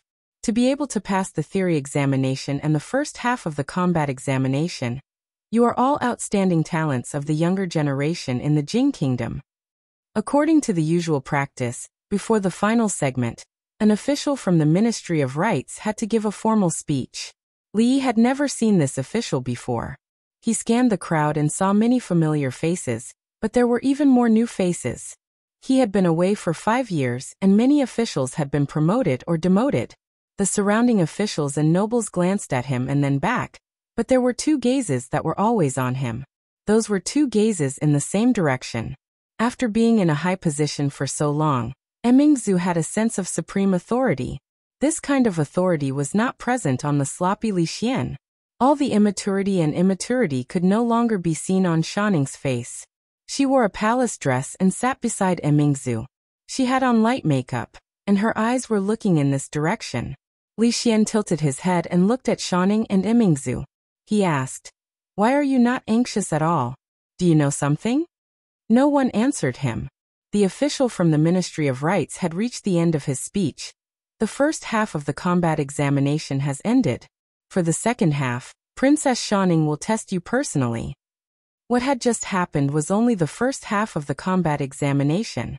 Only by passing the first half would one have the chance to be tested by Princess Shanning. The princess test was simple.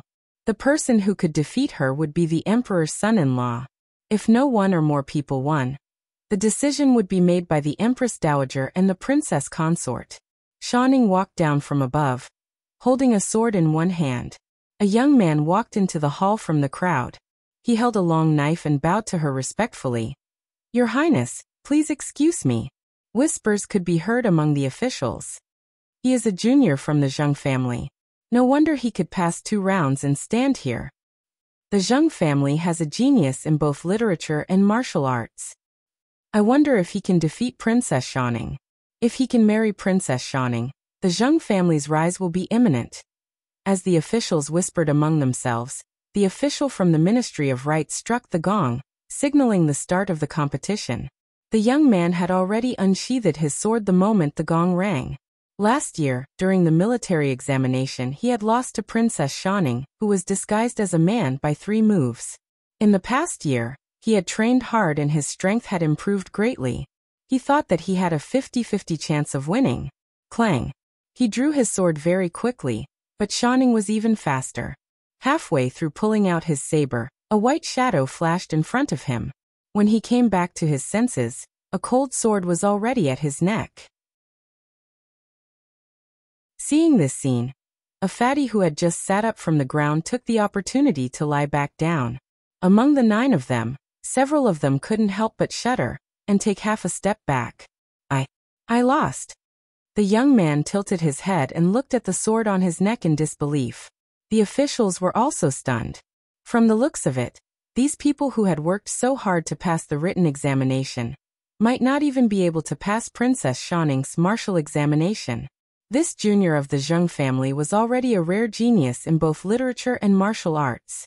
People like him couldn't possibly reach the pinnacle of both. As for him, he was already one of the most outstanding individuals among the 10. Shou Ning withdrew his sword and simply threw it on the ground, saying, "Next." The official from the Ministry of Rites immediately said, "Next, Peng Er." No one responded. A eunuch walked over to take a look and said, "Peng Er has fainted." Fainted people naturally couldn't compete with the princess and were treated as forfeiting. The official from the Ministry of Rites crossed off Peng Er's name and said, "Next." "I forfeit." A young man said hurriedly, "I am not a match for the princess, I forfeit."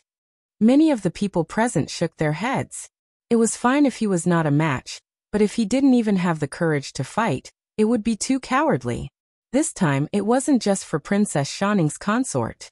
The officials of the court also wanted to see if there was someone with both ability and virtue among these people, so that they could guide them in the future. Clearly, this young man's forfeit had disappointed those who had their eyes on him. Up above, the Empress Dowager shook her head when she saw that only 2 people were left after Shanning eliminated them.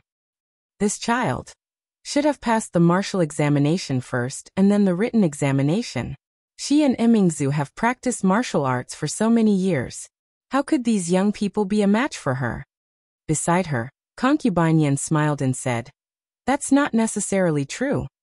Watching those people being eliminated by Princess Shoning one after another, the official from the Ministry of Rites stood in the hall with a helpless expression and said, "Next, Muzi." Li Yi wasn't the last person. He didn't know how the list of competitors was arranged, but there was still one person behind him. Shoning thought about it and walked to the side of the official from the Ministry of Rites. She pointed to the last person and said, "I will compete with him first." The official from the Ministry of Rites was startled. "Your Highness, this. You can't do it, right? If you can't, then I won't compete." All right. The official didn't dare to say no. It wasn't difficult to change the order of the competition. If Her Highness didn't compete now, it would be a huge mistake for the Ministry of Rites. He would definitely be skinned by the minister afterwards. He looked at the name list again and said, "Next, Long Tao." The officials didn't know what Her Highness had said to the official from the Ministry of Rites. They felt it strange that the order of the competition was suddenly changed, but they didn't take it to heart. The last young man was a weak scholar. He looked at Shoning and said with a trembling voice, Please show mercy, Your Highness. I won't hit you." Shoning thought about it and said, "Why don't you forfeit?" The young man's expression became solemn. He said, "A man should face difficulties head-on and not retreat. Even if I'm not a match for Your Highness, I will still try." The eyes of the surrounding people brightened slightly. "You have some courage. You know you can't win, but you still do it. Not bad. Even if you lose, you are so much stronger than the previous few." Shoning looked at him and nodded. She picked up the long sword that she had put down after the first round and said, "Then make your move.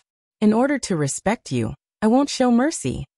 The young man thought of the people who had been eliminated, and then looked at the sword she picked up. His heart trembled. In the next moment, a look of determination appeared on his face, and he strode forward to meet them. So what if he failed? Retreating because of fear was more shameful than failure. Thump. He suddenly sprained his ankle and fell to the ground. He held his ankle, cold sweat dripping from his forehead. My ankle is sprained." Contestant number 9 was carried off for treatment, because he had accidentally sprained his ankle. When he was carried off, he looked disappointed, as if he would not have retreated if he had not sprained his ankle. At this point, among the 10 people, only Muzi was left. Of course, this did not mean that he was the emperor's son-in-law. If he had not passed Princess Shoning's test like the previous people, he would have ended up the same as the previous people. The people who had been eliminated could not help but look at him. As long as he lost, they still had a chance. The official from the Ministry of Rites cleared his throat and said, "Next, Muzi." Li Yi took a few steps forward and stood in the middle of the hall. He looked at the woman opposite him. Shoning was also looking at him. Her expression was a little absent-minded as she stood there in a daze. She just looked at him. After a long time, the official walked to Shoning and cleared his throat. He whispered, "Princess, the competition has begun." Shoning looked away and nodded. He gripped his long sword and strode into the hall. She suddenly sprained her ankle. Her body swayed, and the long sword in her hand fell to the ground. "Sprained my ankle." She steadied herself and limped to Li Yi's side. She raised her head, her eyes filled with tears. "I admit defeat."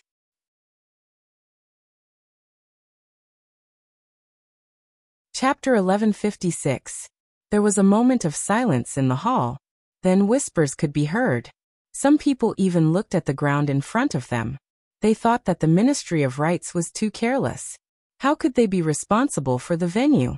If His Majesty, the Empress, or the Empress Dowager were injured, they would not be able to absolve themselves from the blame. Then, they were envious of the young man named Muzi. He was so lucky. Princess Shoning had defeated everyone except him.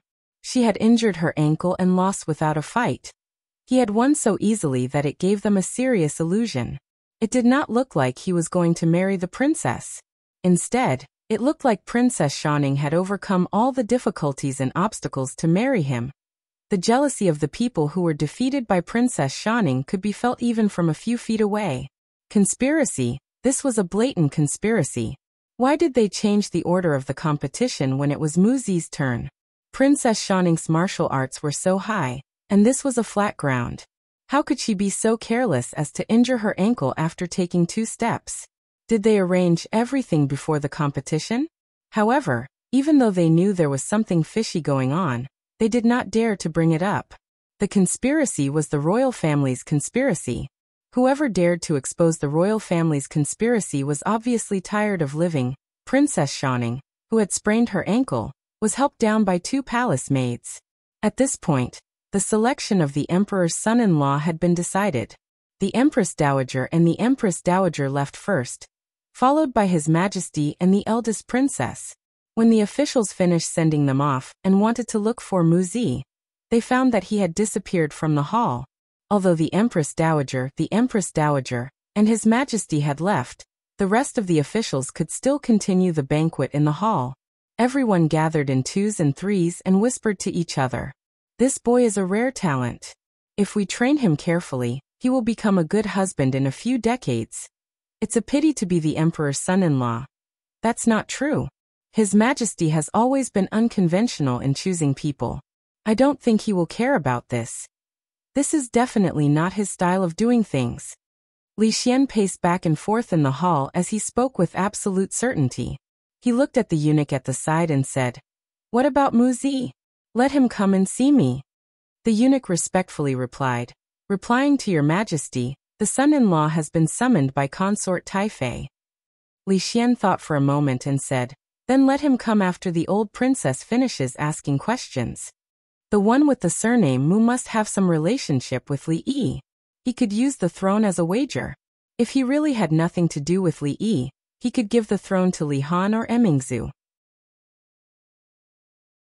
In another palace in Hibiscus Garden, concubine Yin looked at Shanning, who was being supported by 2 princesses, and looked back from time to time. She said, "All right, we're already here. There's no need to pretend." Shanning immediately let go of the palace maid who was supporting her, and ran over to ask, "Imperial Mother, how did you know?" Concubine Yin looked at her and said, "Although I am old, I can still see." "How is Imperial Mother old?" Shanning hugged her arm and said, "Imperial Mother is not old at all." Concubine Yin shook her head and said, "Even you have grown up and know how to get married. How can I not be old?" Shanning suddenly blushed. She looked down at her toes and didn't dare to speak. Concubine Yin stroked her long hair and said, "All right, you go back to your room first. I have something to say to the son-in-law." Speaking of the word son-in-law, Shanning's face became even redder. She secretly looked back, and then left reluctantly. Li followed Concubine Yin into a palace. Concubine Yin waved her hand and left. She looked back at Li Yi and said, "There are no outsiders here. Sit anywhere, Your Highness Jiang of Silla." Li Yi was startled and then cupped his hands and said, "Consort Taifei's eyes are like torches." He gently took off the mask on his face and sat down in the guest seat. Concubine Yin looked at him and didn't speak. Li Yi knew that she was waiting for his explanation. Before the former emperor died, he gave a secret edict. Li Yi looked at Concubine Yin and said, "Bingning's marriage should be decided by herself. No one can decide for her. This time, the search for the son-in-law is very popular. If the former emperor's edict was used, it would damage the royal family's reputation. So we had to do this. I know." Concubine Yin looked at him and nodded. She said, "Not only Jiang of Silla has this secret edict, but I also have it." Li Yi looked at her doubtfully and asked, "If that's the case, why did Consort Taifei? If I didn't do this, would Jiang of Silla come back?"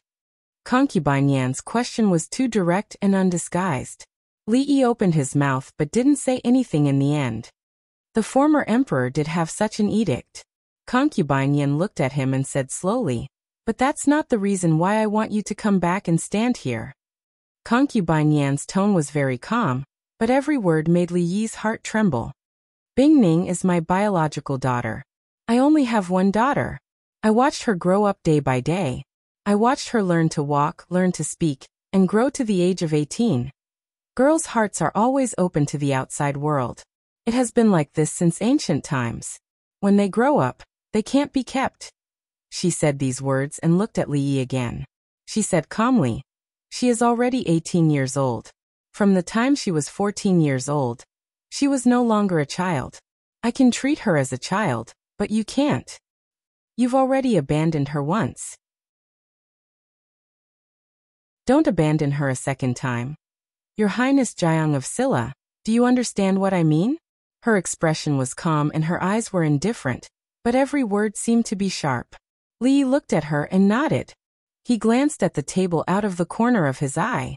There was a book there. Mandarin Duck Handkerchief. This Mandarin Duck Handkerchief was thicker than any of the books collected by Mississippi Liu, by Su and Xiao Huan. Sir, what did Mother say to you just now? In Hibiscus Garden, Li Yi and Shanning were walking side by side. She had changed her clothes so that she didn't look so grand. She also let down her hair and walked quietly beside him. In the past, when they walked together, she would walk around him or lower her head and kick her feet. This time, she just walked side by side with Li Yi. Just as Concubine Yan said, no one could treat her as a child anymore. Li Yi didn't answer her question. He tilted his head and looked at her. He asked, that Mandarin Duck Handkerchief was written by the old princess? Shanning nodded. Li Yi thought that he actually met the old princess today. It turned out that the woman whom Xiao Huan and the others regarded as their life mentor was Shanning's mother, the former concubine Yan, and now the old princess. Sir. Shanning suddenly stopped, turned around, and raised her head to look at him. Li Yi also stopped in his tracks and looked into her eyes. She took a deep breath and said, "This is the last time I call you sir." She slowly reached out her hand and smiled. "I am Li Bingning. Nice to meet you." Li thought for a moment. He reached out and held her small hand. He said, "Li, nice to meet you." She held his hand tightly and said, "Li Yi, you passed the test and defeated me. Now you are my son-in-law." A eunuch ran from behind and said, "Son-in-law, His Majesty asks for you." Li turned around and looked at him. He said, "Go back and tell him that I don't have time."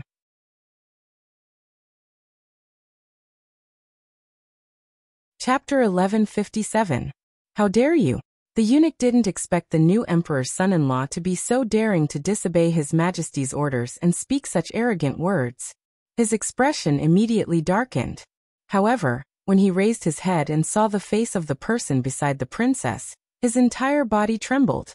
He fell to his knees and said in a trembling voice, "I have eyes but failed to recognize Mount Tai. I mistook His Highness Jiang of Silla as the emperor's son-in-law. Please forgive me, Your Highness." "Get up." Li naturally wouldn't make things difficult for a eunuch. He waved his hand and said, "Go tell His Majesty that I'll visit him later." "Yes, Your Majesty." The eunuch immediately got up and ran in the direction he came from. So what if he was the emperor's son-in-law? To His Majesty, Jiang of Silla was much more important. In the Hall of Diligent Government, Li Xian suddenly slammed the table and said with a frown, "What? Come find us later? How dare he? He isn't even the emperor's son-in-law yet he dares." He suddenly paused and turned his head to ask, "Who did you say?" "Your Majesty, I didn't find the emperor's son-in-law, but I saw Jiang of Silla. Jiang of Silla said that he'll visit you later." Jiang of Silla? Li Xian was surprised and pleasantly surprised. When did Jiang of Silla return? Where is he now? The eunuch immediately replied, "He's with Princess Shanning in the direction of Hibiscus Garden." Li Xian had already stepped out of the door when a young girl ran over and asked, "Imperial Father, where's Little Aunt's son-in-law?" "Don't worry about Little Aunt's son-in-law for now." Li Xian squatted down and looked at her. "Xiao Rui, do you miss Dwainer? Imperial Father will take you to see Dwainer later, okay?" "Dwainer is back." The little girl's face was full of excitement. She pulled Li Xian's arm and said, "Why do we have to wait for a while? Let's go now." After she finished speaking, she seemed to have thought of something. She shook her head and said, "I can't go now." As she ran back, she turned around and said, "Father, wait for me. Wait for me to go back and change into some beautiful clothes." When she saw Dwainer, she was going to bring Dwainer to see that rascal who bullied her. Wasn't it just a competition to see who could jump higher? Dwainer would definitely be better than that rascal. Li Yi and Shanning parted at the gate of Furong Garden. He didn't need to look for Li Xian. He would definitely see him at the Li family today. He didn't return home. Instead, he left Hibiscus Garden and headed straight for the imperial palace. Because he was delayed by the combat examination today, he had yet to make his daily egg fried rice. Imperial Palace. After watching the competition, Emingzu went straight back to the Hall of Morning Dew. The Ministry of Rites had submitted many reports regarding the selection of the emperor's son-in-law. Recently, the Qi Kingdom, the Wu Kingdom, and even the Zhao Kingdom had made many moves. The situation was constantly changing. Although she had delegated most of the political affairs to her subordinates, she still had to handle some matters personally. A palace maid walked in and said, "Your Highness, it's time to eat." After the new emperor of the Qi Kingdom ascended to the throne, he spent a long time stabilizing the domestic situation. Now that the domestic situation had stabilized, there were other movements. Zhao Yi was a very talented person. If he became the emperor of the Qi Kingdom, it would not be good for the Jing Kingdom. She was thinking about the meaning of some of the actions of the Qi Kingdom. Without raising her head, she said, "Put it aside for now." "What are you talking about? You can read the booklet later. The food will get cold soon." The booklet in her hand was taken away and replaced with a bowl of fragrant egg-fried rice. Li leaned on the table and looked down at her. He asked, "You've been eating it every day for the past few days. Aren't you tired of it?" Emingzu picked up the spoon and asked, "Aren't you tired of looking at Rui every day?" It was not a question of whether she was tired of it. It was a question of whether she dared to be tired of it. Li looked at her and asked tentatively, "Did Rui come to find you?" Emingzu took small bites of the egg-fried rice and nodded. "She didn't do anything to you, did she?" Li was a little nervous. Emingzu looked up at him and asked, "What could she do to me?" Li did not know how to answer this question. Emingzu and Rui had been fighting for so many years. She had to compete with Rui on everything. Who was better at martial arts, who had bigger breasts, who was first and who was last. Ever since Rui broke through to the master stage, she had lost her whole life. But he could not say it out loud. Otherwise, he would be adding fuel to the fire and deliberately hurt her. In order to change the topic, he picked up the booklet that she had been reading. He looked at it and murmured, "Unusual movements at the border of Qi and Zhao. Zhao Yi wants to attack the Zhao Kingdom first. They are all from the Zhao family. Why do they have to do this? The Qi Kingdom wants to attack the Zhao Kingdom." Emingzu looked up at him and asked, "Why?" Although the Zhao Kingdom was not a vassal of the Qi Kingdom, it had been following the lead of the Qi Kingdom for more than 10 years. A few years ago, the two countries even joined forces to attack the Jing Kingdom. Why would the Qi Kingdom attack the Zhao Kingdom? Li said, "Because Zhao Yi wants to be the ruler of the world.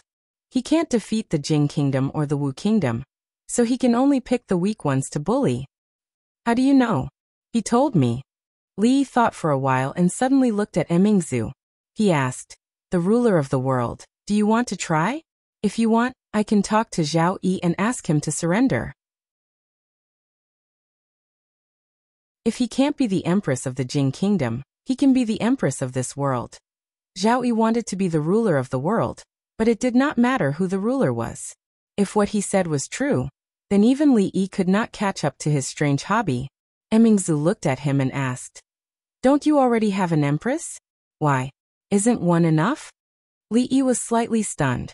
"When did I have an empress?"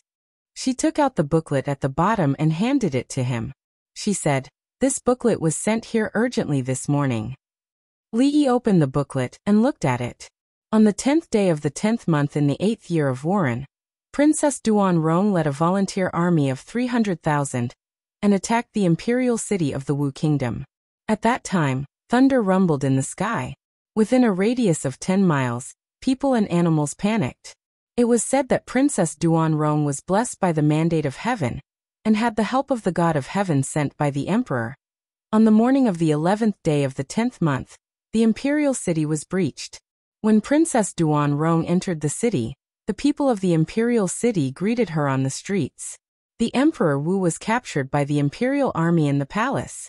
The moment the city was breached, he committed suicide in the palace with a dagger hidden in his sleeve. Although Li paid attention to the news of the Wu Kingdom at all times, in terms of speed of transmission, it was still not as fast as the imperial court. Yang Liuqing finally completed her path to Empress. Li Yi had seen all the difficulties and obstacles along the way, and a smile appeared on his face. Seeing that Mingzu was looking at him, he hurriedly put away the smile on his face. He explained, "She is not my empress. You know, she is Rui's disciple, my martial niece. She only wanted to avenge her parents. The empress thing was just something that happened along the way."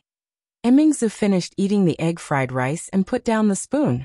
She looked at him and asked, "If she is not, then am I? You are not an empress yet. I am tired." Mingzu stood up and said, "I don't want to be an empress, and I don't want to be an assistant princess." Li Yi asked in surprise, "Then what do you want to do?" She looked at Li Yi and suddenly asked, "Do you still have the thing that I gave you?" Li Yi reached into his chest and took out a brocade bag. Mingzu took the brocade bag that was still warm and opened it. Inside was a lock of hair.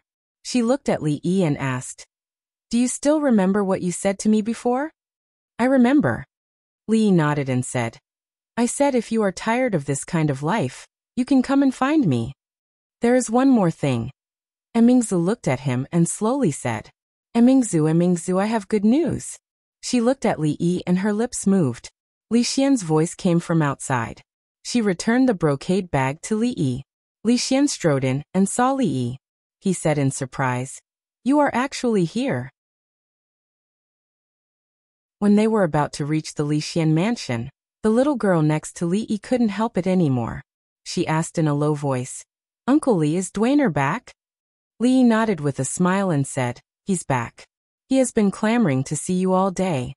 The little girl's face showed a happy expression. She ran a few steps and then stopped. She slowed down her pace and showed a reserved expression. As soon as they stepped into the courtyard, Li Duan ran out of the room and asked, "Father, can I see Xiao Rui now?" Li Yi looked at the little girl next to him and said, "What, you don't even recognize Xiao Rui?" The two children looked at each other at the same time. The feelings between children were always the purest, but they often didn't know how to express it.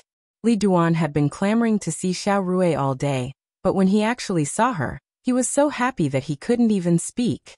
He was so happy that his face turned pale, and cold sweat broke out on his forehead.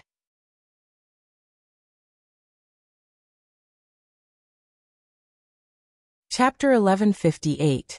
Li Xian always appeared when he was least supposed to.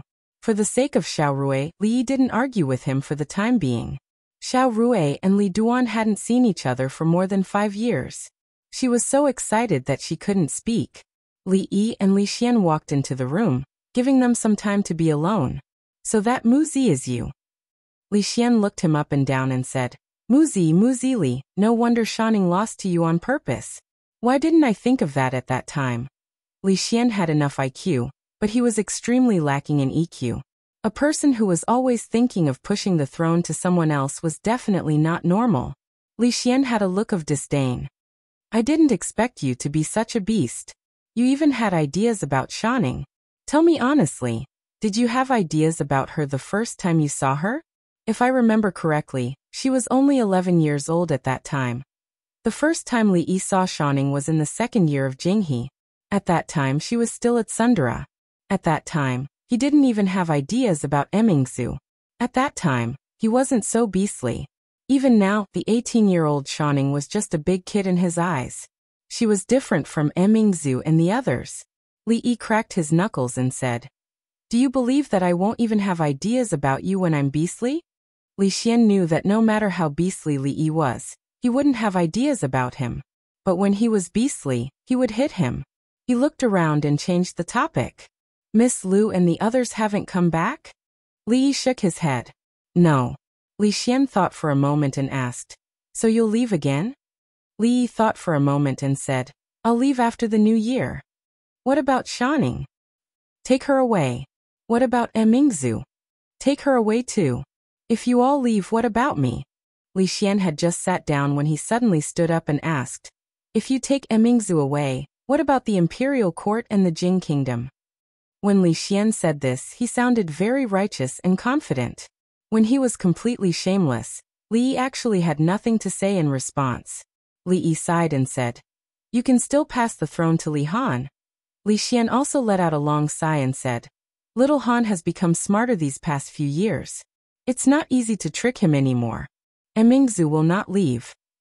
He looked at Li Yi and said, "You won't leave her here alone. Why don't you return to the capital? If anyone dares to object, I'll chop off his head." What did he mean by Mingzhu wouldn't leave? If he hadn't appeared at the wrong time and interrupted Mingzhu, who knew what would have happened? The capital is too small. Li looked at him and said, "Only when you leave the capital, leave the Jing kingdom, will you know how big this world really is." Seeing the strange light flashing in Li Xian's eyes again, Li knew that he shouldn't have said this. It was fine to abduct the princess, but abducting the emperor would cause him to be condemned and reviled by thousands of people. However, he would not stay in the capital for long. If he stayed here for too long, he wouldn't be able to find Rui. Li Xian looked at him, thought for a moment, and suddenly asked, "Your little martial nephew is about to sit on the throne of the Wu kingdom. Don't you want to have two empresses?" Li Xian's suggestion was very tempting, but his motive was not pure. Yang Liuqing became the empress for a better future of the Wu kingdom. Mingzu became the secret empress of the Jing kingdom, because Li Xian couldn't help her. What did he mean by having two empresses? Did it have anything to do with him? In the room, both of them became silent. Everyone had a side that was not known to others. Some people looked beautiful on the surface, but secretly looked at Peppa Pig. Li Xian was actually very pitiful. On the surface, he was the emperor of the Jing kingdom, above thousands of people, and the most powerful man on this continent. However, what he was interested in was not the throne, nor was it power. From the beginning, there were only two stones of different sizes, outside the room. In the yard, Li Duan covered his ears and said hurriedly, "Xiao Rui, I was wrong, I was wrong." The little girl put one hand on her waist and pulled his ear with the other hand. She said angrily, "What did you do wrong?" Li Duan said softly, "I was wrong that I didn't recognize you that day." The little girl originally thought that he was going to talk about how he used those words to anger her that day. Hearing him say that, her grip became even lighter. She said in a low voice, "Then I also didn't recognize you. It's my fault." Li Duan said hurriedly, "It's been too long. I've grown up. Of course you can't recognize me. You're not wrong, it's all my fault. But you still can't bully girls. I didn't know it was you at that time. I will never bully you." The little girl's hand changed from pinching to caressing. She asked softly, "Does it hurt?" Li Duan shook his head and said with a silly smile, "It doesn't hurt. It really didn't hurt." It was much lighter than when his aunt spanked his, but the relationship between Li Duan and Xiao Rui was established when the two of them could not crawl. It had not been diluted by the passage of time. When Li Yi walked out of the room, the two of them were chatting and laughing as they played on the swing.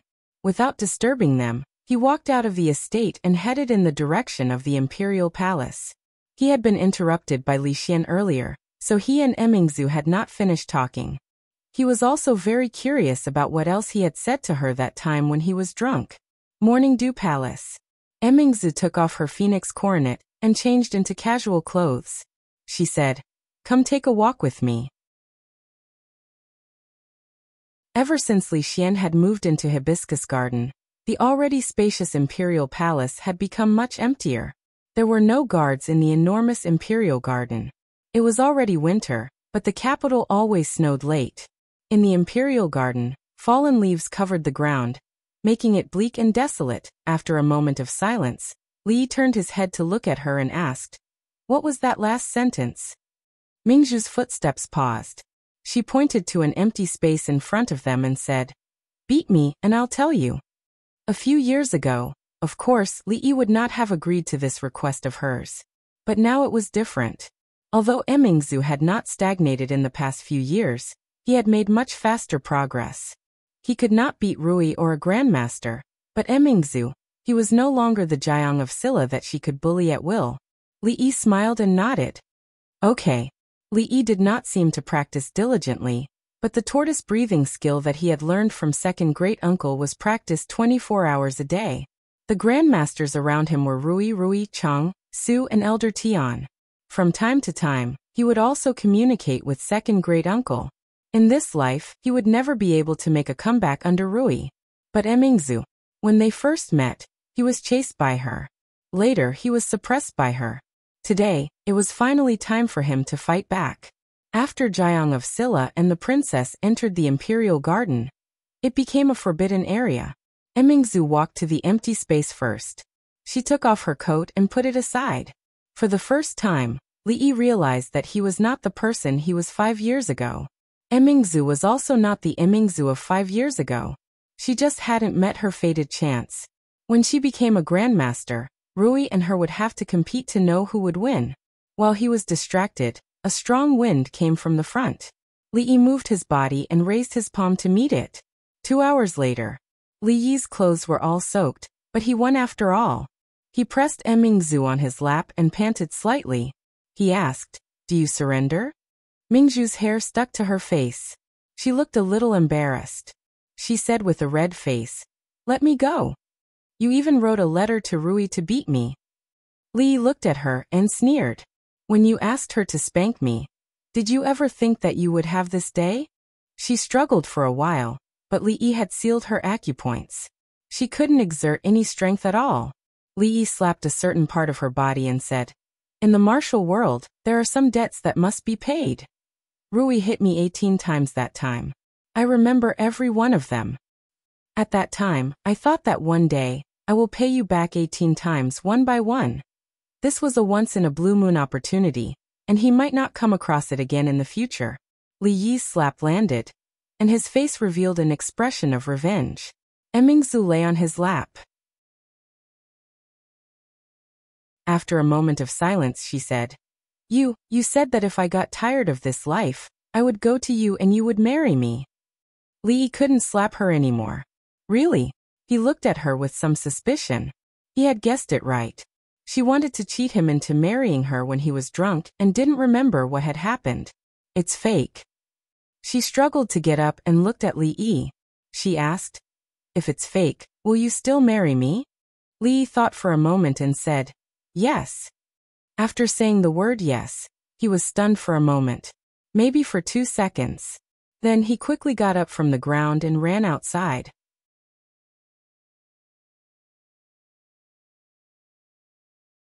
Chapter 1159. The world is really unfair. Li Yi sensed the malice from the chance. He taught Tai Chi to Rui, and Rui became a guru.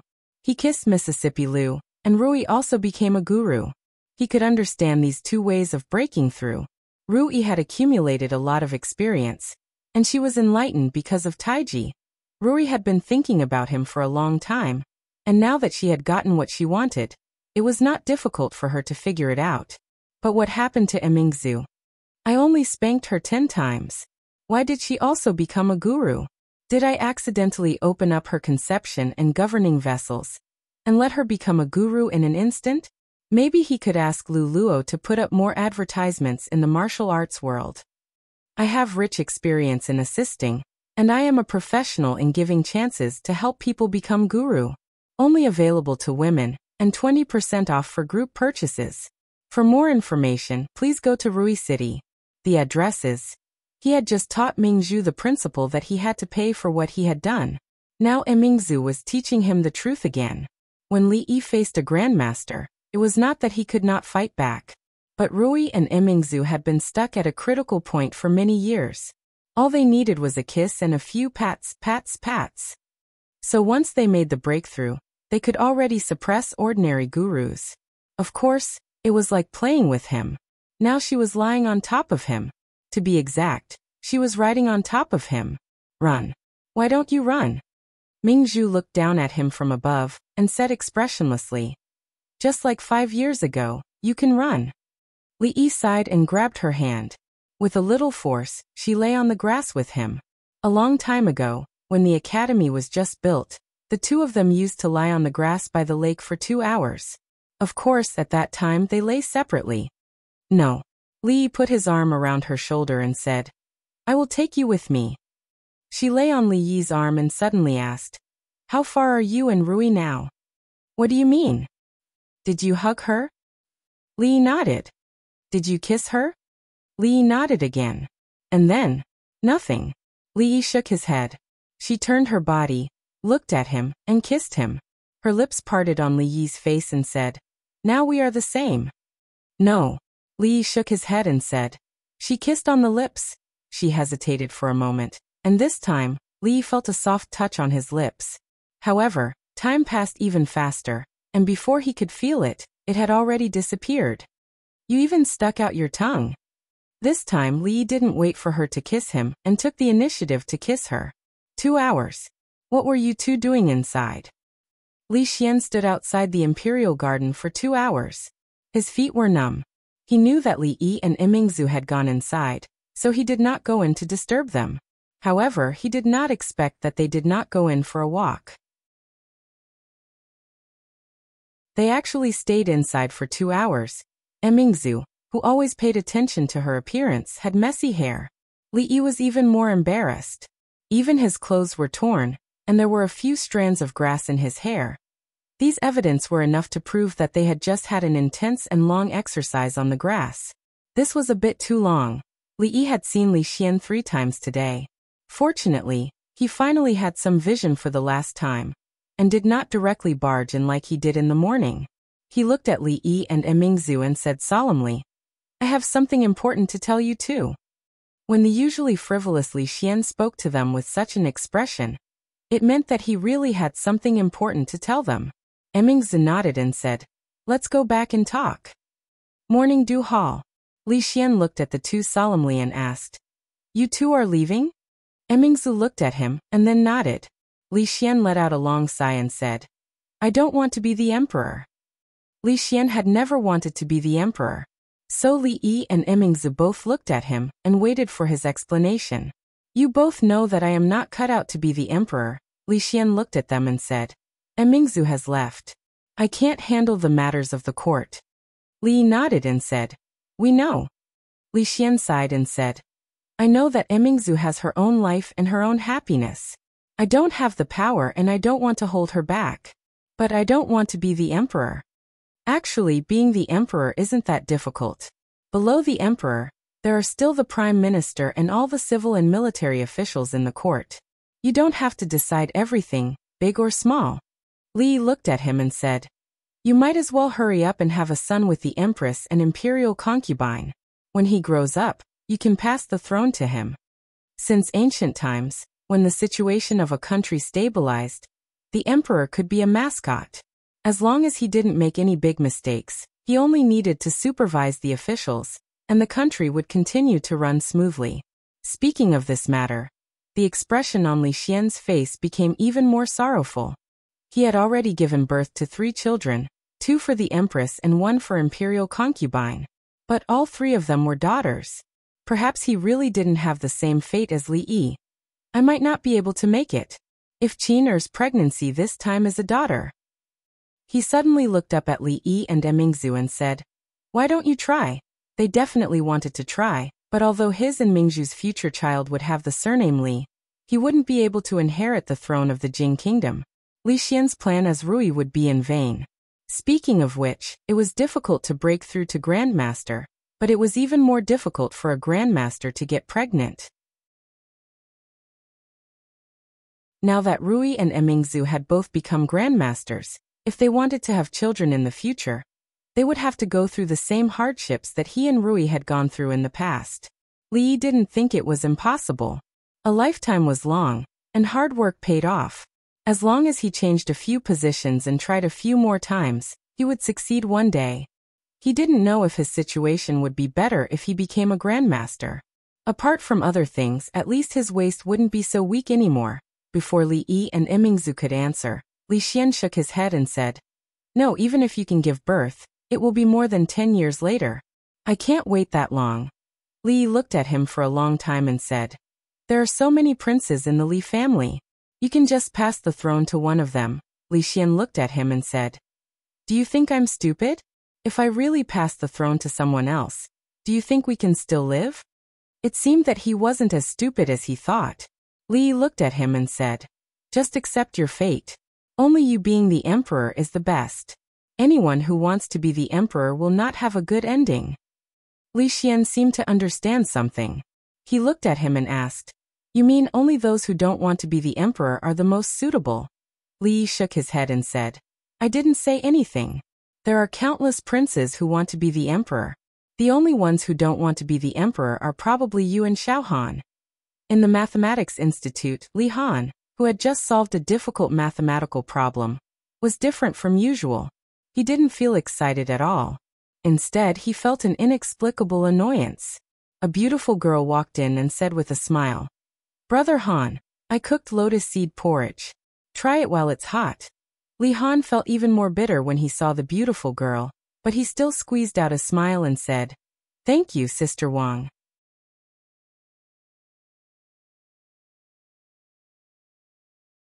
Chapter 1160. Sir, how do you solve this question? Li Han asked him with a question. Li glanced at it and felt it was strange. Although this question required a lot of twists and turns, with his ability, he could solve even more difficult questions. It was strange that he couldn't solve this one. However, everyone had a blind spot in their thinking. This was normal. When Li Yi picked up the pen and was about to tell him, Li Han asked casually, "Sir, is Duanwu not at home?" She took Duan'er and Xiao Rui outside to play. Li Yi didn't raise his head. "Why are you looking for her?" "Nothing." Li Han shook his head and suddenly said, "Sir, I suddenly understand how to solve this question. I'll solve it myself first. I'll come back tomorrow to show you." Li Yi put down the pen and looked at him. "Duanwu is not at home tomorrow either." "Then after Li Han realized something was wrong as soon as he opened his mouth. He immediately said, "I just have something to talk to her about. I still have some doubts about mathematics. I'll come back in a few days to ask sir." Li drank some water and asked, "You're not wondering about mathematics, but why Duanwu ignores you?" Li Han froze in place. After a moment he sighed and said, "A girl's mind is even harder than a mathematics question." Li looked at him and asked, "If you want Duanwu to pay attention to you, you have to first tell me who the younger sister of the Wang family is?" Li Han sighed again and said, "Her name is Wang Ling. The Wang family and the royal family had always had a close relationship. 7 or 8 years ago, they had bet on the right treasure and married their first daughter to Li Xian, who was still the heir. Now that the heir's wife had become the empress, the Wang family had become the most famous family in the capital. Wang Ling, was Wang Qin's younger sister. Her engagement to Li Han was even before Li Xian and Wang Qin. Li Yi didn't know if the Wang family was betting everywhere, or if the Wang family's master's eyes were really extraordinary. He only found out after asking Li Han that it was the latter. The Wang family only had 2 daughters. One was married to Li Xian. One had been betrothed to Li Han since she was young. Wang Linger and Li Han were childhood friends. Speaking of which, the Dragon Boat Festival only appeared later. Unfortunately, there were some things that didn't care about first come, first served. There was no way to reason this out. Is there no way to make a girl not be jealous? Li Han looked at him and asked for help. "Sir, what should I do?" In his eyes, the teacher could teach him more than just arithmetic. He had so many mistresses. If he had 1/10 of his teacher's ability, he wouldn't have made things like this. It was a woman's nature to be jealous. A woman who wasn't jealous wasn't a woman. Even when Wan Ru and Rui would get jealous for no reason, not to mention the jealous Rui. If he knew how to stop a girl from getting jealous, he wouldn't have been beaten up so badly by her in the past. Li Han was just left out. Back then, he risked his life every single time, living under the threat of autumn water. Living in fear, Li looked at him and asked, "Tell me the truth. Do you like that sister from the Wang family?" Li Han pondered for a long time before saying, "Ever since she was young, she always followed behind me in everything. I treated her like a younger sister. I would beat up anyone who bullied her. At that time, Lady Mother told me that she would be my consort. We promised when we were young that I would marry her when I grew up." Li Yi continued to ask, "Do you like her?" "I like the Dragon Boat Festival." Li Han looked up at him and said, "But I can't hurt the sister from the Wang family. She trusts me the most. Sir, I really don't know what to do." Relationships were complicated. Li Yi could teach him arithmetic, but he couldn't teach him these things. Should he break the engagement with the Wang family and choose to be alone for the rest of his life? He could live a carefree life with the Dragon Boat Festival and leave the Wang family's childhood sweetheart alone until she grew old, or marry someone else and live a depressed life, or he could keep his promise and give up on the Dragon Boat Festival and complete the engagement with the Wang family, or there were other choices.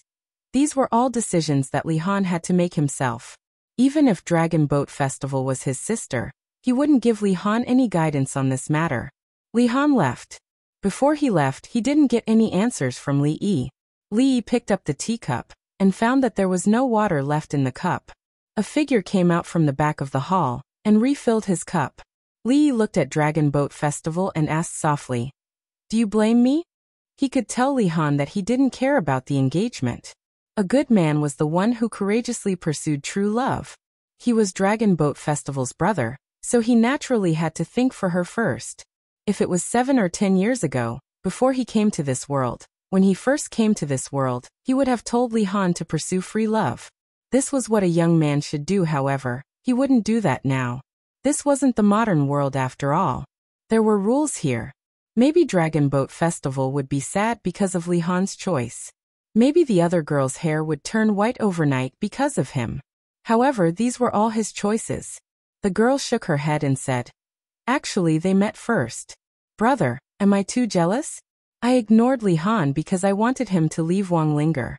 Am I very bad? There is no order in this matter, and there is no right or wrong." Li Yi stood up and patted her shoulder.